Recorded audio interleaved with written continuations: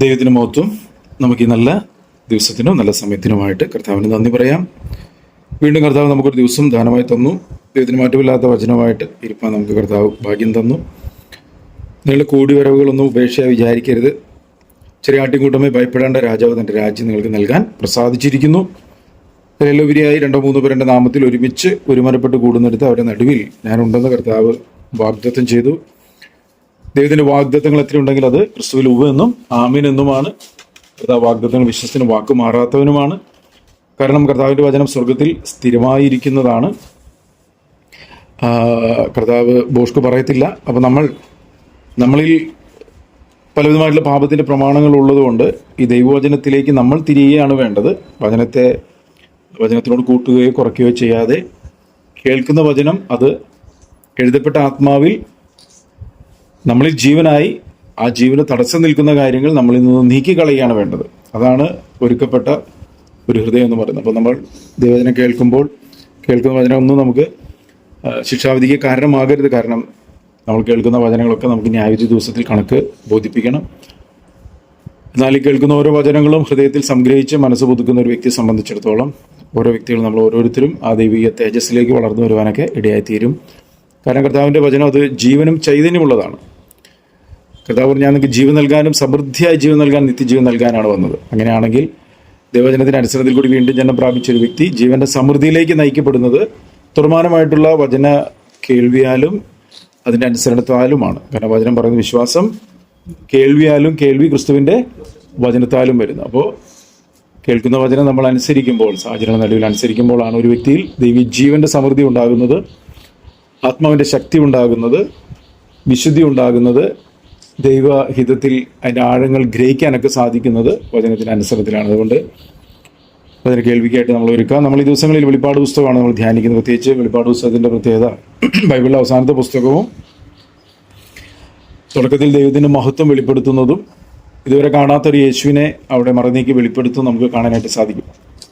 അതിനുശേഷം 7 സഭകൾക്കുള്ള ദൂതുകൾ അവിടെ പറയുന്നുണ്ട്. ആ 7 സഭകളിൽ ഏതിലെങ്കിലും നമ്മളൊക്കെ പെടും.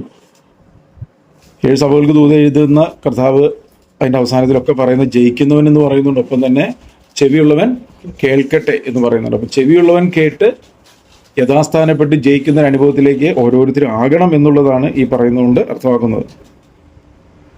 അപ്പം നമ്മളും വചനം കേൾക്കുമ്പോൾ ഈ വചനത്തിന് വിരുദ്ധമായി എന്താണോ നമ്മുടെ ഉള്ളിലുള്ളതെന്ന് നോക്കാനും തിരുത്താനൊക്കെ ദൈവം നമുക്ക് നൽകി തരുന്ന അവസരമാണ്. പ്രത്യേക കാലഘട്ടം വല്ലാത്തൊരു കാലഘട്ടമാണ്. കർത്താവിൻ്റെ വരവിനോടുള്ള ബന്ധത്തിൽ കർത്താവിൻ്റെ വരവ് അടുത്തിരിക്കുന്നു. കാഹളം ധ്വനിക്കുന്ന സമയമൊക്കെ അടുത്തിരിക്കുന്ന ഒരു കാലയളവിലാണ് നമ്മൾ ജീവിക്കുന്നത്. അതുകൊണ്ട് നശിച്ചു പോകുന്ന ലോകത്തിൻ്റെ നൈമിഷിക മോഹങ്ങളിലേക്ക് പെട്ടുപോകാൻ പിശാച് വശീകരിക്കുമ്പോൾ നൈമിഷിക ആ മോഹങ്ങളിൽ പെട്ടുപോകുന്ന നാശത്തിലേക്ക് പോകുന്ന അനേകരെ പോലെയല്ല, അതിനെല്ലാം മാറി ദൈവരാജ്യത്തിൻ്റെ നിയമങ്ങളെ മുറുകെ പിടിച്ചുകൊണ്ട് ദൈവത്തിൻ്റെ പരിശുദ്ധാത്മാവിനെ നയിക്കപ്പെട്ടുകൊണ്ട് ദൈവകൃപയിൽ ആശ്രയിച്ച് ആ തേജസ്സുമേൽ തേജസ് പ്രാപിക്കുന്ന വ്യക്തിത്വങ്ങളായിട്ട് നമ്മൾ മാറണമെന്ന് ദൈവം നമ്മെക്കുറിച്ച് ആഗ്രഹിക്കുന്നു. ഒരു വ്യക്തിക്കും പറയാൻ പറ്റത്തില്ല, കർത്താവേ നീ എന്നോട് വചനം പറഞ്ഞില്ലല്ലോ, അല്ലെങ്കിൽ നീ എന്നെ സഹായിച്ചില്ലല്ലോ എന്ന് പറയാൻ ഒരാൾക്കും പറ്റത്തില്ല. കാരണം ദൈവവചനം വ്യക്തമായിട്ട് പറയുന്ന ആഗ്രഹിക്കുന്ന ആത്മാക്കളെ അവൻ തൃപ്തിപ്പെടുത്തുന്നു. അവൻ ആത്മാവിനെ അളവ് കൂടാതെയല്ലോ പകരുന്നത്. മാത്രമല്ല ഉള്ളവനേവനും കൊടുക്കും, അവന് സമൃദ്ധി ഉണ്ടാകുമെന്ന് കർത്താവ് പറഞ്ഞു. അപ്പോൾ ലഭിച്ച വചനം അനുസരിക്കാത്ത ഒരു വ്യക്തിയെ സംബന്ധിച്ചിടത്തോളം അവർ ഉള്ളതും കൂടി എടുത്തു കളയും. എന്നാൽ ലഭിച്ച വചനം സാഹചര്യങ്ങളുടെ നടുവിലൊക്കെ അനുസരിച്ച് മുന്നോട്ട് പോകുന്ന ഓരോ വ്യക്തികൾക്കും ദൈവം ധാരാളമായി കൃപ പകരുകയും ആത്മാവിൽ ആഴങ്ങളെ ആരായുവാനും കർത്താവിൻ്റെ മനസ്സുള്ളവരായി തീരുവാനും ഓരോ ദിവസവും പ്രത്യാശയുടെ സമൃദ്ധിയുള്ള വ്യക്തിത്വങ്ങളായി തീരാനൊക്കെ ദൈവം അനുവദിക്കും. ഇതെല്ലാം ദൈവവചനത്തിൽ പറയുന്ന കാര്യങ്ങളാണ്. ഞാനിത് എൻ്റേതായിട്ടുള്ള അഭിപ്രായങ്ങളൊന്നുമല്ല പറയുന്നത്. റോമലേഖനം 15:13 എന്താ പറയുന്നത്? പ്രത്യാശ നൽകുന്ന ദൈവം പരിശുദ്ധാത്മാവിൻ്റെ ശക്തിയാൽ നിങ്ങൾ പ്രത്യാശയിൽ സമൃദ്ധിയുള്ളവരെ കണ്ടോ. പ്രത്യാശ നൽകുന്ന ദൈവം പ്രത്യാശയിൽ സമൃദ്ധിയും കൂടി നൽകാനായിട്ട് മതിയായവനാണ്. ജീവൻ നൽകുന്ന ദൈവം ജീവൻ്റെ സമൃദ്ധി നൽകാനായിട്ട് മതിയായ. തേജസ് നൽകുന്ന ദൈവം തേജസ്സിൻ്റെ പൂർണ്ണതയിലേക്ക് നമ്മളെ നടത്താൻ മതിയായവനാണ്. ഇത് മറന്നു പോകരുത്. ഇന്ന് നമുക്ക് തുയഥൈരയിലെ സഭയുടെ ദൂതൻ എഴുതുക എന്നുള്ള ആ വേദഭാഗം നമുക്ക് വായിക്കാം. അതിൻ്റെ 2-ാം അധ്യായം 18 മുതലുള്ള വാക്യങ്ങൾ. തുയഥൈരയിലെ സഭയുടെ ദൂതൻ എഴുതുക, അഗ്നിജ്വാലയ്ക്ക് ഒത്ത കണ്ണും വെള്ളോടിന് സദൃശ്യമായ കാലുമുള്ള ദൈവപുത്രൻ അരുളി ചെയ്യുന്നത്, ഞാൻ നിന്റെ പ്രവൃത്തിയും നിന്റെ സ്നേഹം, വിശ്വാസം, ശുശ്രൂഷ, സഹിഷ്ണുത എന്നിവയും നിന്റെ ഒടുവിലത്തെ പ്രവൃത്തി ആദ്യത്തേതിലും ഏറെ എന്നും അറിയുന്നു. മതി. അപ്പൊ ഇവിടെ തുയഥൈരയിലെ സഭയുടെ ദൂതൻ എഴുതുക എന്ന് പറഞ്ഞിട്ട് തുടങ്ങുന്ന ഒരു കാര്യമാണ്. അവിടെ പറയുന്ന ആദ്യത്തെ കാര്യം എന്ന് പറയുന്നത് അഗ്നിജ്വാലയ്ക്കത്തുള്ള കണ്ണ്. ദൈവത്തിന്റെ കണ്ണിന്റെ പ്രത്യേകത പറയാണ്, അഗ്നിജ്വാലയ്ക്കത്തുള്ള കണ്ണ്. ദൈവത്തിന്റെ കണ്ണിന്റെ പ്രത്യേകത വേറൊരു ഭാഗത്ത് പറയുന്നുണ്ട്. ദൈവത്തിന്റെ കണ്ണിന്റെ പ്രത്യേകത എന്താണ്? അവൻ ദോഷം കണ്ടുകൂടാത്ത നിർമ്മല ദൃഷ്ടിയുള്ള കണ്ണുകളാണ്. പക്ഷെ ഇവിടെ പറയുന്നത് ദോഷം കണ്ടുകൂടാത്ത നിർമ്മല ദൃഷ്ടിയുള്ളവനെന്നല്ല. ഇവിടെ പറയുന്ന അഗ്നിജ്വാലയ്ക്കത്തുള്ള കണ്ണ്. അഗ്നിജ്വാലയുടെ പ്രത്യേകത എന്ന് പറയുന്നത് അവൻ്റെ മുമ്പിൽ, അവൻ്റെ കണ്ണിന് മുമ്പിൽ സകലവും നഗ്നവും മലർന്നുമാണ്. ദൂരം നമ്മൾ ഹൃദയത്തിൽ നിരൂപണങ്ങൾ അറിയുന്ന ഒരു ദൈവം കണ്ണിന് മുമ്പിൽ എല്ലാം ഒന്നും മറഞ്ഞിരിക്കുന്നില്ല എന്ന് വെളിപ്പെടുത്തുകയാണ്. എന്ന് പറഞ്ഞാൽ നമ്മൾ ദൈവത്തിന് മുമ്പിൽ നിൽക്കുമ്പോൾ നമ്മൾ ആരാണെന്ന് ദൈവത്തിന് നന്നായിട്ട് അറിയാം. നമുക്കൊന്നും മറച്ചു വയ്ക്കാനായിട്ട് പറ്റത്തില്ല. അപ്പോൾ ഇവിടെ പറയുകയാണ് അഗ്നിജ്വാലയ്ക്കത്തുള്ള കണ്ണ്. ഇത് നമ്മളുടെ ഹൃദയത്തിലോട്ട് ഇത് കയറണം. നമ്മളുടെ കണ്ണ് ദൈവത്തിൻ്റെ കണ്ണുകളെ പോലെ ആവണം. ഞാനിപ്പോഴും പറയുന്നത് ദോഷം കണ്ടുകൂടാത്ത നിർമ്മല ദൃഷ്ടിയുള്ള യഹോവയുടെ കണ്ണുകളെ പോലെ നമ്മുടെ കണ്ണുകളാവണം. കാരണം കണ്ണാണ് പലപ്പോഴും പാപത്തിലേക്ക് വശീകരിച്ചുകൊണ്ട് പോകുന്നത്. പാപം ചെയ്ത് മരണം മനുഷ്യരിലേക്ക് കടന്നു വരുവാൻ കാരണം തന്നെ ഹവ്വ എന്ത് ചെയ്തു? നന്മതിന്മകളെക്കുറിച്ചുള്ള അറിവിൻ്റെ വൃക്ഷഫലം തിന്നരുതെന്ന് പറഞ്ഞ ദൈവം പറഞ്ഞിരുന്ന കൽപ്പനയെ ലംഘിക്കുവാനായിട്ട് ആ വൃക്ഷഫലം കാണുവാൻ നല്ലത്, ജ്ഞാനം പ്രാപിപ്പാൻ കാമ്യം, കഴിപ്പാൻ നല്ലതെന്നൊക്കെ അവൾ കണ്ട് മോഹിച്ച് അത് തിന്നുക ചെയ്തു. അപ്പോൾ നമ്മളുടെ കണ്ണുകൾ എപ്പോഴും പാപത്തിലേക്ക് വശീകരിച്ചു കൊണ്ടുപോകുവാനായിട്ട് പിശാച് ശ്രമിക്കുമ്പോൾ നമ്മുടെ കണ്ണുകൾ എപ്പോഴും കർത്താവെ അങ്ങയുടെ കണ്ണുകളെ പോലെ എൻ്റെ കണ്ണുകളെ മാറ്റണം എന്ന് നമ്മൾ പറഞ്ഞാൽ, ദോഷം കണ്ടുകൂടാത്ത നിർമ്മല ദൃഷ്ടിയുള്ള കർത്താവിൻ്റെ കണ്ണുകളെ പോലെ നമ്മുടെ കണ്ണുകളെ മാറ്റും. അത് നമുക്ക് ദൈവത്തോട് ചേർന്ന് വിശുദ്ധിയിൽ ജീവിപ്പാനായിട്ട് നമ്മളത് സഹായിക്കും. കാരണം ലോകത്തിൻ്റെ മോഹമൊക്കെ ഒഴിഞ്ഞു പോകും, ദൈവഷ്ടം ചെയ്യുന്നവരാണ് എന്നേക്കും ജീവിക്കുന്നത്. എന്നാൽ ഒപ്പം തന്നെ ഇവിടെ പറയാണ് അഗ്നിജ്വാലയ്ക്കത്തുള്ള കണ്ണുകൾ എന്ന് പറഞ്ഞാൽ നമ്മളുടെ ഹൃദയത്തെ അന്തരേന്ദ്രിയത്തെ ഉൾപ്പെടെ അറിയുന്നൊരു കർത്താവുണ്ട്. ആ കർത്താവിൻ്റെ സന്നിധിയിലാണ് നമ്മളിപ്പോൾ ആയിരിക്കുന്നത്. അവരൊന്നും മറഞ്ഞിരിക്കുന്നില്ല എന്നുള്ളൊരു ബോധ്യം നമ്മുടെ ഉള്ളിൽ വന്നാൽ, കാരണം ദൈവവചനം നമ്മൾ ഓർമ്മപ്പെടുത്തുന്നുണ്ട്, ഭയത്തോടും വിറയലോടും കൂടെ നിങ്ങളുടെ രക്ഷയ്ക്കായി പ്രവർത്തിപ്പിൻ, അല്ലേ? ഇന്ന് ദൈവഭയമില്ലാത്തത് കൊണ്ടാണ് പാപം ചെയ്യാനായിട്ട് ദൈവഭയമില്ലാത്തതുകൊണ്ടാണ് മനുഷ്യൻ പാപം ചെയ്യാനായിട്ട് ദോഷത്തിൽ മുതിരുവാനായിട്ടൊക്കെ ആഗ്രഹിക്കുന്നത്. എന്നാൽ ഒരു വ്യക്തി ദൈവത്തെ ഭയപ്പെട്ടാൽ, ദൈവഭയം വളരെ ആവശ്യമാണ്. നമ്മൾ ദൈവത്തെ സ്നേഹിക്കണം, ഒപ്പം തന്നെ ദൈവത്തെ ഭയപ്പെടുകയും വേണം. അപ്പോൾ ഇവിടെ അത് നമ്മൾ ഓർമ്മപ്പെടുത്തുന്ന അഗ്നിജ്വാലയ്ക്കത്തുള്ള കണ്ണ്. 1:16 വായിക്കുകയാണെങ്കിൽ, ഈ വെളിപ്പാട് പുസ്തകം 1:16 വായിക്കുകയാണെങ്കിൽ, അവന്റെ വലങ്കയിൽ 7 നക്ഷത്രമുണ്ട്. അവന്റെ വായിൽ നിന്ന് ഊർച്ചയേറിയ ഇരുവായി തലയുള്ള വാൽ പുറപ്പെടുന്നു. അവന്റെ മുഖം സൂര്യൻ ശക്തിയോടെ പ്രകാശിക്കുന്നത് പോലെ ആയിരുന്നു. അവിടെ കണ്ണ് അഗ്നിജ്വാല എന്ന് പറഞ്ഞപ്പോൾ മുഖം സൂര്യനെ പോലെ ശോഭിക്കുന്നതാണ്. മുഖം സൂര്യനെ പോലെ ശോഭിക്കുന്നു. ആ മുഖത്തെ കണ്ണ് അഗ്നിജ്വാലയ്ക്കത്തുള്ള കണ്ണാണ് എന്ന് പറയാണ്. അപ്പോൾ അന്നേരം താഴേക്ക് വായിക്കുമ്പോൾ പറയാണ് വെള്ളോട്ടിന് സദൃശ്യമായ കാല്. അപ്പോൾ കർത്താവിൻ്റെ കാലിനെ കുറിച്ച് അവിടെ വെളിപ്പെടുത്തുകയാണ്. എന്താണ് പറയുന്നത്? വെള്ളോടിന് സദൃശ്യമായ കാല്. ഈ വെള്ളോട്ട് എന്ന് പറഞ്ഞു കഴിഞ്ഞാൽ ഈ ഓട് എപ്പോഴും ശുദ്ധി ചെയ്തെടുക്കുന്ന ഒരു ലോഹമാണ്. അത് വളരെ ഉറപ്പുള്ളതാണ്. ദൈവത്തിൻ്റെ യേശു ഈ ഭൂമിയിൽ ജീവിച്ചപ്പോൾ പാപമില്ലാത്തവനായിട്ടാണ് ജീവിച്ചത്. ദൈവത്തിൻ്റെ വിശുദ്ധി, ദൈവം നീതിയുള്ള ന്യായാധിപതിയാണ്, പാപമില്ലാത്തവനാണ്, വിശുദ്ധനാണ്, 10,000 സുന്ദരനാണ്. അപ്പോൾ ഇവിടെ ഈ വെള്ളോട്ടിന് സദൃശ്യമായ കാലം എന്ന് പറഞ്ഞാൽ ആ കർത്താവിൻ്റെ ആ വിശുദ്ധിയും ദൈവം നീതിയുള്ള ന്യായാധിപതിയാണെന്നും അവൻ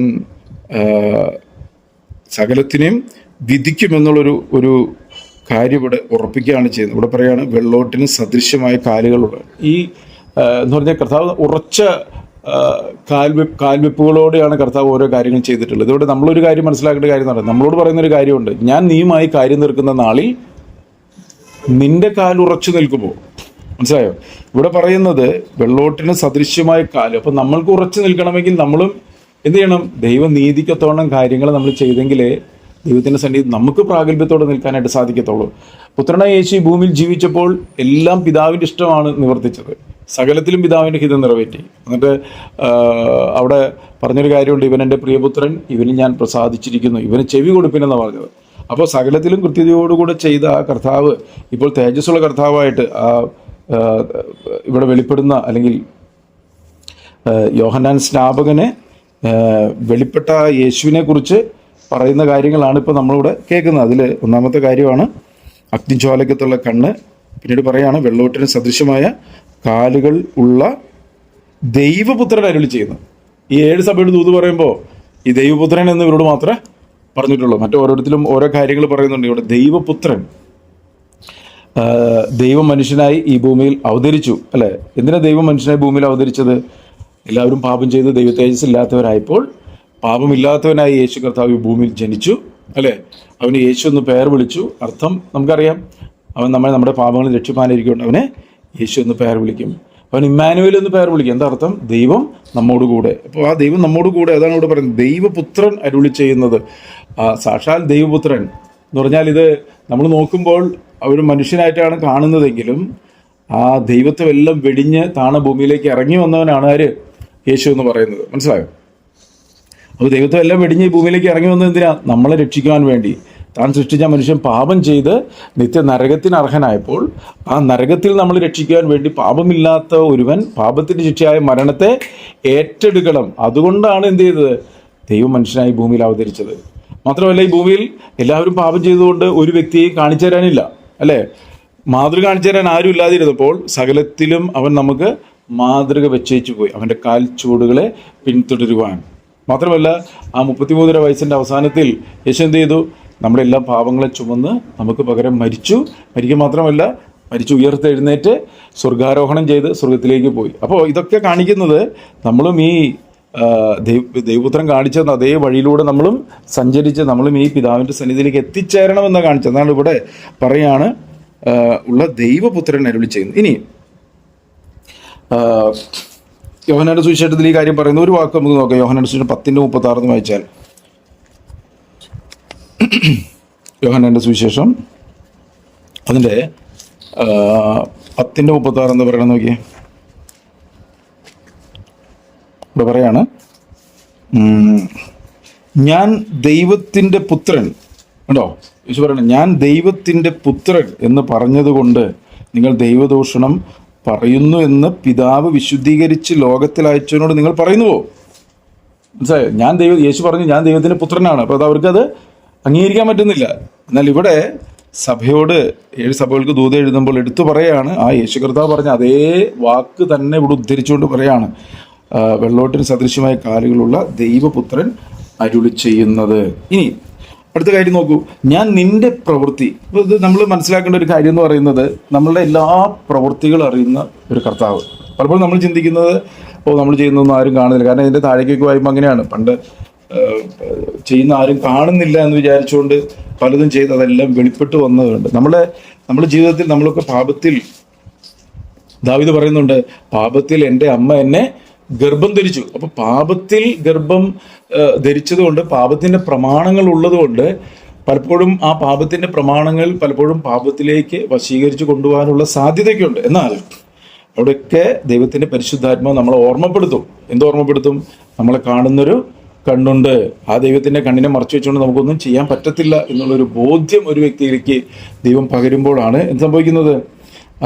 ആ ദൈവത്തിൻ്റെ ഹിതം ചെയ്യുന്ന ഒരു അനുഭവത്തിലേക്ക് ഓരോ വ്യക്തികൾക്കും കയറി വരാനായിട്ട് പറ്റുന്നത്. അപ്പോൾ ഇവിടെ നമ്മൾ ഓർമ്മപ്പെടുത്തുന്ന കാര്യം എന്ന് പറയുന്നത്, ഞാൻ നിന്റെ പ്രവൃത്തി. അപ്പോൾ യേശു കർത്താവ് ഈ ഭൂമിയിൽ വന്നു കഴിഞ്ഞപ്പോഴും എന്തെങ്കിലും കുറേ കാര്യങ്ങൾ ചെയ്യല്ല ചെയ്തത്. അവിടെ കർത്താവ് പറയുന്ന ഓരോ കാര്യങ്ങളുണ്ട്. നീ എനിക്ക് ചെയ്യുവാൻ തന്ന പ്രവൃത്തി ഞാൻ തികച്ചു, അല്ലേ? നീ എനിക്ക് ചെയ്യാൻ തന്ന പ്രവൃത്തി ഞാൻ തികച്ചു, നീ എനിക്ക് തന്ന വചനം ഞാൻ അവർക്ക് കൊടുത്തു. അപ്പോൾ നമ്മുടെ ജീവിതത്തിലൊക്കെ നമ്മൾ എന്തെങ്കിലും കുറേ കാര്യങ്ങൾ പ്രവർത്തിക്കുക എന്നുള്ളതല്ല, മറിച്ച് ദൈവം നമ്മളോട് ചെയ്യാൻ പറഞ്ഞ കാര്യങ്ങൾ പ്രവർത്തിച്ചെങ്കിൽ അത് ഒരു വചനത്തിൻ്റെ അനുസരണമായിരിക്കും. അങ്ങനെയാണെങ്കിൽ ആ വചനം നമുക്ക് മറ്റുള്ളവർക്ക് പങ്കുവയ്ക്കാനും സാധിക്കും. ഞാൻ പറഞ്ഞത് ഗ്രഹിച്ചു നിങ്ങൾ?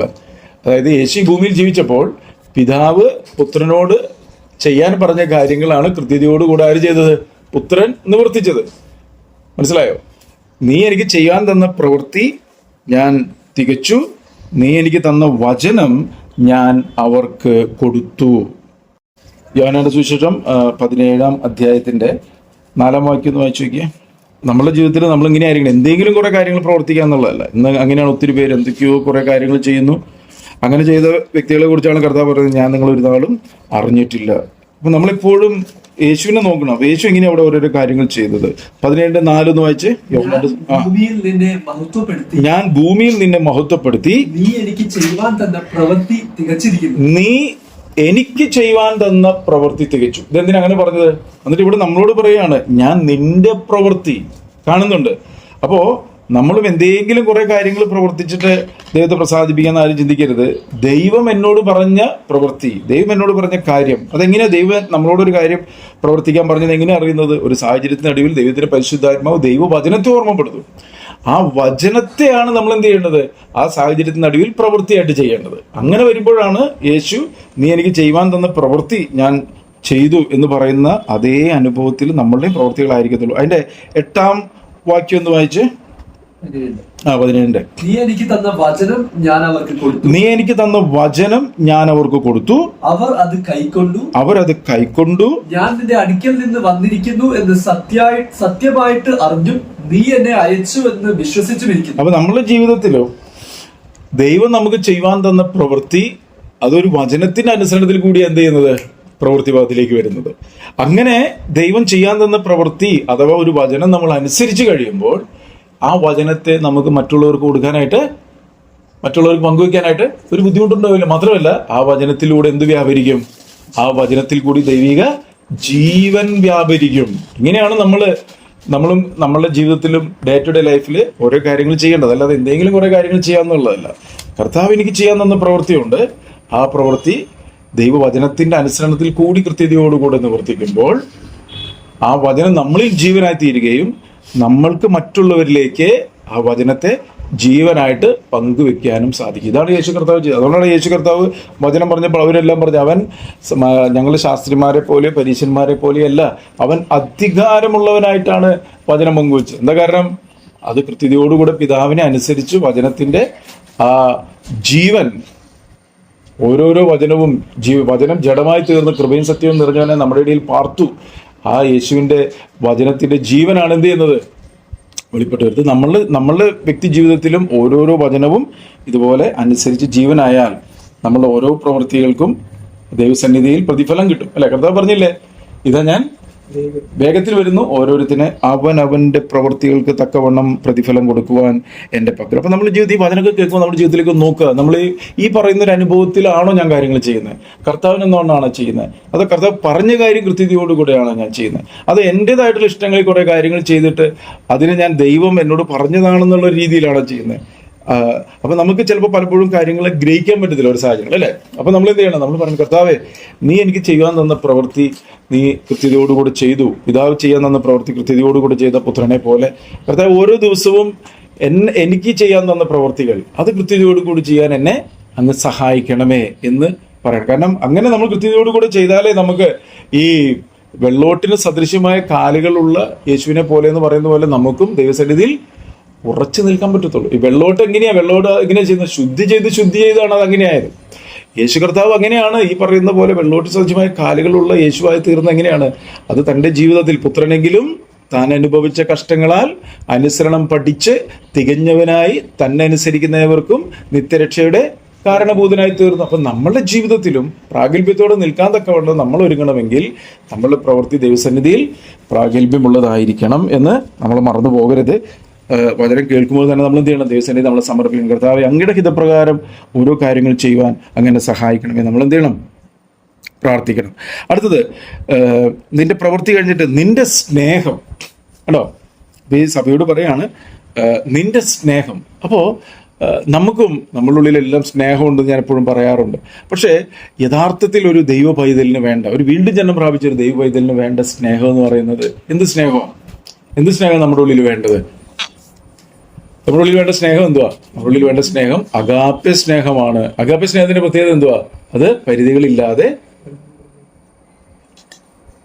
പരാതികളില്ലാതെ, കുറവുകളോടെ സ്നേഹിക്കുന്ന സ്നേഹമാണ് അഗാപ്പെ സ്നേഹം എന്ന് പറയുന്നത്. ഇത് ഭയങ്കര ബുദ്ധിമുട്ടുള്ള സാധനമാണ്.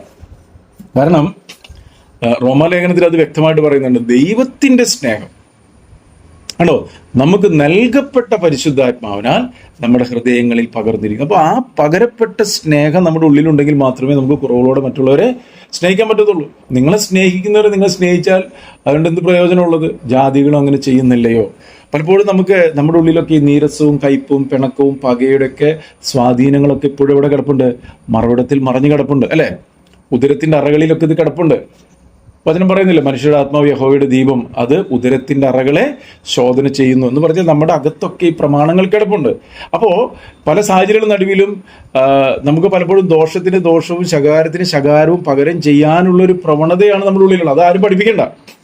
എന്നാൽ കർത്താവെ, അങ്ങയുടെ സ്നേഹം, ദൈവത്തിൻ്റെ സ്നേഹത്താൽ എന്നെ നിറയ്ക്കണമേ കർത്താവെ. അങ്ങയുടെ സ്നേഹത്താൽ ഓരോ സാഹചര്യങ്ങളുടെ നടുവിലും സ്നേഹം പാപങ്ങളുടെ ബഹുത്വത്തെ മറയ്ക്കുന്നു, കുറവുകളോട് സ്നേഹിക്കുന്നു, അവനവരെ സ്നേഹിച്ച് അവസാനത്തോളം സ്നേഹിച്ചു എന്നൊക്കെ പറയുന്നൊരു അനുഭവത്തിൽ സ്നേഹിപ്പാൻ തക്കവണ്ണം എന്നെ സഹായിക്കണം.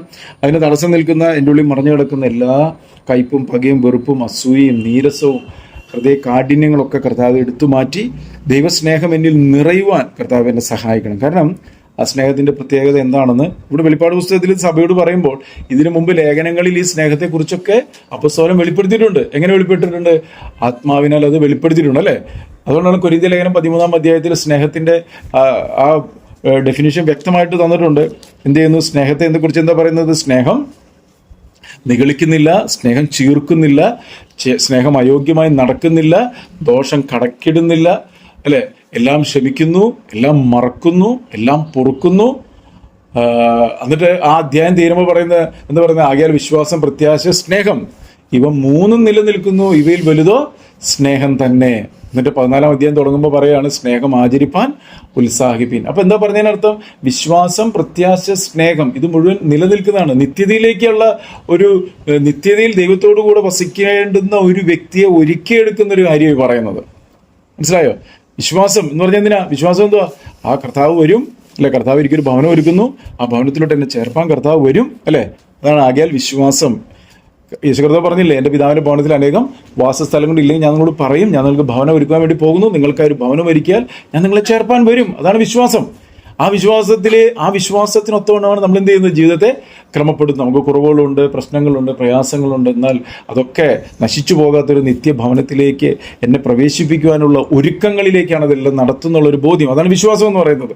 അടുത്ത പ്രത്യാശ. ആ ഭവനത്തിലോട്ട് ഞാൻ ചെല്ലണമെങ്കിൽ എൻ്റെ ഈ ദ്രവത്വമുള്ള ശരീരം എന്തായി തീരണം?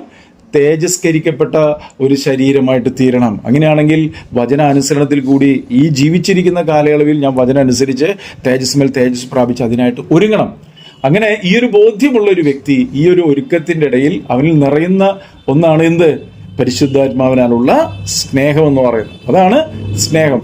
എന്നിട്ട് പറയാണ് സ്നേഹം ആചരിപ്പാൻ ഉത്സാഹിക്കും. സ്നേഹം ഉള്ളിലുണ്ടായതുകൊണ്ട് കാര്യമില്ല, സ്നേഹം പ്രകടമാക്കണം, കുറവുകളോടെ സ്നേഹിക്കണം. യേശു അത് പ്രകടമാക്കി, അല്ലേ? അപ്പോൾ നമ്മളുടെ ജീവിതത്തിലും ആ സ്നേഹം ഉണ്ടാകണം. അതുകൊണ്ടാണ് പറയുന്നത് നിന്റെ സ്നേഹം, കേട്ടോ, നിന്റെ സ്നേഹം. അടുത്തത് വിശ്വാസം. അപ്പോൾ ഞാൻ വിശ്വാസത്തെക്കുറിച്ച് ഞാനിപ്പോൾ പറഞ്ഞു. എന്താ വിശ്വാസം?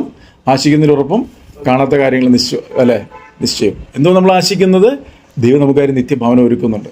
അപ്പോൾ വിശ്വാസത്തിന് പല സ്ഥലത്ത് പല രീതിയിൽ പറഞ്ഞിട്ടുണ്ട്, അല്ലെ? ഇപ്പോൾ ഒരു ഉദാഹരണം പറയുന്നത് പത്രോസിനോട് പറയുന്നുണ്ട്. പത്രോസിനോട് എന്താ പറയുന്നത്? പത്രോസേ, സാത്താൻ നിന്നെ ഗോതമ്പ് പോലെ പാറ്റേണ്ടതിന് അനുവാദം ചോദിച്ചു, ഞാനോ നിന്റെ വിശ്വാസം പോയി പോകാതിരിപ്പാൻ നിനക്ക് വേണ്ടി പ്രാർത്ഥിച്ചു. അപ്പൊ എന്താ പറഞ്ഞതിനർത്ഥം? അവന്റെ ഉള്ളിലുള്ള വിശ്വാസം അത് പോയി പോകാതിരിപ്പാൻ പ്രാർത്ഥിച്ചു. അപ്പൊ നമ്മൾ പറയാണ് വിശ്വാസം എന്ന് പറയുന്നത് ആശിക്കുന്നതോടൊപ്പം കാണാത്ത കാര്യങ്ങൾ നിശ്ചയമാണ്, ദൈവം നമുക്കൊരു നിത്യഭാവന ഒരുക്കിയിട്ടുണ്ട് എന്ന് പറഞ്ഞാൽ ആ വിശ്വാസം അവന്റെ ഉള്ളിൽ നിന്നും പോകാതിരിക്കാൻ വേണ്ടിയാണോ യേശു പ്രാർത്ഥിച്ചത്? യേശു പ്രാർത്ഥിച്ചത് എന്താ യഥാർത്ഥത്തിൽ? ദൈവത്തിലുള്ള വിശ്വാസം, അല്ലെ? എന്തിനാ ദൈവത്തിൽ വിശ്വസിക്കുന്നത്? ഇവിടുത്തെ എന്തെങ്കിലും കാര്യത്തിൽ അല്ല, നിത്യമായിട്ടുള്ള കാര്യങ്ങളിലേക്ക് ദൈവം നമ്മളെ നയിക്കുന്നു. ആ സംഭവം അവൻ്റെ ഉള്ളിൽ നിന്ന് പോയി കഴിഞ്ഞാൽ പിന്നെ ഒരു പ്രയോജനമില്ല. അതുകൊണ്ട് പറയാണ് വിശ്വാസം പോയി പോകാതിരിപ്പാൻ ഞാൻ നിനക്ക് വേണ്ടി പ്രാർത്ഥിച്ചു. അതുകൊണ്ടാണ് പത്രോസ് എന്ത് ചെയ്തത്? പെന്തിക്കോസ്ത് ദിവസത്തിൽ വിളിച്ചു പറഞ്ഞ് അന്ന് നിങ്ങൾ ക്രൂശിച്ച യേശുവിനെ തന്നെ ദൈവം കർത്താവും രക്ഷിതാവുമായി വെച്ചിരിക്കുന്നതെന്ന് പറഞ്ഞ് അന്ന് 3000 പേര് സ്നാനപ്പെട്ട് സഭ സ്ഥാപിതമായി. ഇതൊക്കെ എന്തിനു വേണ്ടിയിട്ടാണ്? ഇതെല്ലാം നിത്യതയുടെ ഒരു പ്രകാശനത്തിലേക്ക് ഓരോ വ്യക്തിയെയും നയിക്കുന്ന സ്റ്റെപ്പ് ബൈ സ്റ്റെപ്പായിട്ടുള്ള പ്രോസസ്സിംഗ് ആണ്. അപ്പോൾ വിശ്വാസം എന്ന് പറഞ്ഞു കഴിഞ്ഞിട്ടുണ്ടെങ്കിൽ ഇറ്റേണൽ ആയിട്ടുള്ള കാര്യങ്ങൾ, ഒരു വ്യക്തി ഒരു നിത്യഭവനം എനിക്ക് ഉണ്ട് എന്നുള്ളൊരു ബോധ്യം ഒരു വ്യക്തിയുടെ ജീവിതത്തിൽ ജീവനായെങ്കിൽ മാത്രമേ വചനം അനുസരിച്ച് ജീവിക്കേണ്ടതിൻ്റെ ആവശ്യകത അറിയത്തുള്ളൂ. അതല്ലാത്തടത്തോളം അവർക്ക് അറിയത്തില്ല എന്തിനാ വചനം അനുസരിക്കുന്നത്. പറ്റുന്നതൊക്കെ അനുസരിക്കുക, അതല്ല. ഇറ്റേണൽ ആയിട്ടുള്ള കാര്യങ്ങളുടെ ഒരു പ്രകാശനമാണ് ഒരു വ്യക്തി വചനത്തിന്റെ അനുസരണത്തിൽ കൂടി ജീവിക്കാനായിട്ട്. അത് അറിയാത്തവർ അതുപോലെ പലതരത്തിൽ നടക്കുന്നുണ്ടാവും, മനസ്സിലായോ? പക്ഷെ നമുക്കത് വെളിപ്പെട്ട് തന്നെങ്കിൽ നമ്മുടെ ഉത്തരവാദിത്വമാണ് എന്ത്? അതിനനുസരിച്ച് നമ്മൾ ജീവിക്കണം. ഇവിടെ പറയണം നിന്റെ വിശ്വാസം. അടുത്ത് ശുശ്രൂഷ. കേട്ടോ, അടുത്തത് ശുശ്രൂഷയാണ്. ഒരു ശുശ്രൂഷകനെ സംബന്ധിച്ചിടത്തോളം ഗൃഹവിചാരകന്മാരിൽ അവൻ അന്വേഷിക്കുന്നു അവരെങ്ങനെയായിരിക്കണം? അവർ വിശ്വസ്തരായിരിക്കണം. അപ്പോൾ ഒരു ശുശ്രൂഷകനെ സംബന്ധിച്ചിടത്തോളം കർത്താവിന് എന്നോണമാണ് ശുശ്രൂഷിക്കേണ്ടത്. യേശു കർത്താവ് ഈ ഭൂമിയിൽ ശുശ്രൂഷിച്ചപ്പോൾ അങ്ങനെയാണ് ശുശ്രൂഷ ചെയ്തത്, അല്ലേ? കർത്താവ് പറയുന്നുണ്ടല്ലോ, പന്തിക്ക് ഇരിക്കുന്നവനാണോ അല്ലെങ്കിൽ അത് ശുശ്രൂഷ ചെയ്യുന്നവനാണോ വലിയത്? പന്തിക്ക് ഇരിക്കുന്നവൻ. ആ കർത്താവ് പറയുന്നുണ്ട്, ഞാൻ നിങ്ങളുടെ ഇടയിൽ ശുശ്രൂഷ ചെയ്യുന്നവനെ പോലെ. അത് പന്തിക്ക് ഇരിക്കുന്നതിനെ പോലെ. യേശു ശരിക്കും അങ്ങനെയാണ്, അല്ലേ? ദൈവമായും ഭൂമിയിൽ വന്നപ്പോൾ അവൻ ശരിക്കും പന്തിയിൽ ഇരിക്കുന്നവനെ പോലെയാണ്, അല്ലെങ്കിൽ സദ്യക്ക് ഇരിക്കുന്നവനെ പോലെയാണ്. യേശുവോട് പറയണം, എന്നാൽ ഞാൻ നിങ്ങൾക്ക് ശുശ്രൂഷ ചെയ്യുന്നവനെ പോലെയാണ്. അതായിരിക്കണം ഒരു ശുശ്രൂഷക്കാരൻ്റെ മനോഭാവം. എപ്പോഴും മറ്റുള്ളവർക്ക് മാതൃകയുള്ളൊരു ജീവിതം, അവരെ സെർവ് ചെയ്യുന്നൊരു ജീവിതം. യേശു അതാണ് നമുക്ക് കാണിച്ചു തന്നത്. അവൻ ശിഷ്യന്മാരുടെ കാല് കഴുകി എന്നിട്ട് പറയുന്നുണ്ട്, ഞാൻ നിങ്ങൾക്ക് ചെയ്തത് എന്തെന്ന് നിങ്ങൾ അറിയുന്നുവെങ്കിൽ നിങ്ങൾ അങ്ങനെ ചെയ്യാൻ പറഞ്ഞു എന്ന് പറഞ്ഞാൽ അതിനർത്ഥം എല്ലാവരും കാല് കഴുകാനാണോ? അല്ല, അതൊരു ശുശ്രൂഷയുടെ ഒരു ഹൃദയമാണ് കാണിക്കുന്നത്. യേശുവിനെ വെളിപ്പെടുത്തുന്ന ഒരു ജീവിതം. നമ്മളെ സംബന്ധിച്ചിടത്തോളം നമ്മൾ ക്രിസ്തുവിനെ ധരിച്ചവരാണെന്ന് പറഞ്ഞാൽ എന്താർത്ഥം? ഇതാണ് ഈ ശുശ്രൂഷ, മറ്റുള്ളവർക്ക് വേണ്ടി. അതുകൊണ്ട് വചനം പറയുന്നത് കൂട്ടുകാരന് വേണ്ടി ജീവനെ വെച്ചു കൊടുക്കുന്നതിനേക്കാൾ വലിയ സ്നേഹമില്ലെന്ന് പറഞ്ഞാൽ അതിൻ്റെ അർത്ഥം എന്താ? ഞാനെപ്പോഴും അത് പറയാറുണ്ട്. പലരും ചിന്തിച്ചിരിക്കുന്നത്, ഒരുത്തൻ കൂട്ടുകാരൻ വെള്ളത്തിലോട്ട് വീണു, അവനെ രക്ഷിക്കാൻ വേണ്ടി മറ്റവൻ എടുത്ത് ചാടി വെള്ളത്തിൽ വീണവൻ രക്ഷപ്പെട്ടു, ചാടിയവൻ മരിച്ചുപോയി. കൂട്ടുകാരനെ രക്ഷിക്കാൻ വേണ്ടി ജീവൻ വെച്ചു കൊടുത്തത്, അതാണ് അതിനർത്ഥം. അതല്ലേ പറഞ്ഞതിനർത്ഥം? അപ്പോൾ പറഞ്ഞതിനർത്ഥം എന്ന് പറഞ്ഞാൽ ഒരു വ്യക്തിക്ക് വേണ്ടി ആ യേശുവിൻ്റെ സ്നേഹത്തെ ഒരു വ്യക്തിയിലേക്ക് പകരാൻ വേണ്ടി നമുക്ക് ദൈവം നൽകിയിരിക്കുന്ന പല സമയങ്ങളും നമ്മൾ എന്ത് ചെയ്യാണ്? മാറ്റിവെക്കുകയാണ്. അങ്ങനെയാണ് അവരിലേക്ക് എന്ത് ചെയ്യുന്നത്? ജീവൻ പകരുന്നത്, അവരിലേക്ക് ആ സ്നേഹം പകരുന്നത്, അവരിലേക്ക് യേശുവിനെ പകരുന്നത്. അവരാണ് പറഞ്ഞത് കൂട്ടുകാരന് വേണ്ടി പ്രാണനെ വെച്ചു കൊടുക്കുന്നതിനേക്കാൾ വലിയ സ്നേഹമില്ലെന്ന് പറയുന്നത്. അങ്ങനെ നമ്മൾ പകർന്നു കൊടുക്കുന്ന ആ വെളിച്ചമാണ് ഒരു ദീപമായിട്ട് അവരുടെ ജീവിതത്തിൽ പ്രകാശിക്കുന്നത്. യേശു അതല്ല പറഞ്ഞ ഞാൻ പറഞ്ഞു, യേശു പറഞ്ഞില്ലേ, ഞാൻ ലോകത്തിൻ്റെ വെളിച്ചമാണ്, എന്നെ അനുഗമിക്കുന്നവന് ഇരുട്ടി നടക്കത്തില്ല എന്ന് പറഞ്ഞ് ആ അന്ധകാരമുള്ള ലോകത്തേക്ക് വെളിച്ചമായി വന്ന യേശു നമ്മളിലേക്ക് പകർന്നെന്ന വെളിച്ചമാണ് നമ്മൾ ഇന്ന് എന്ത് ചെയ്യുന്നത്?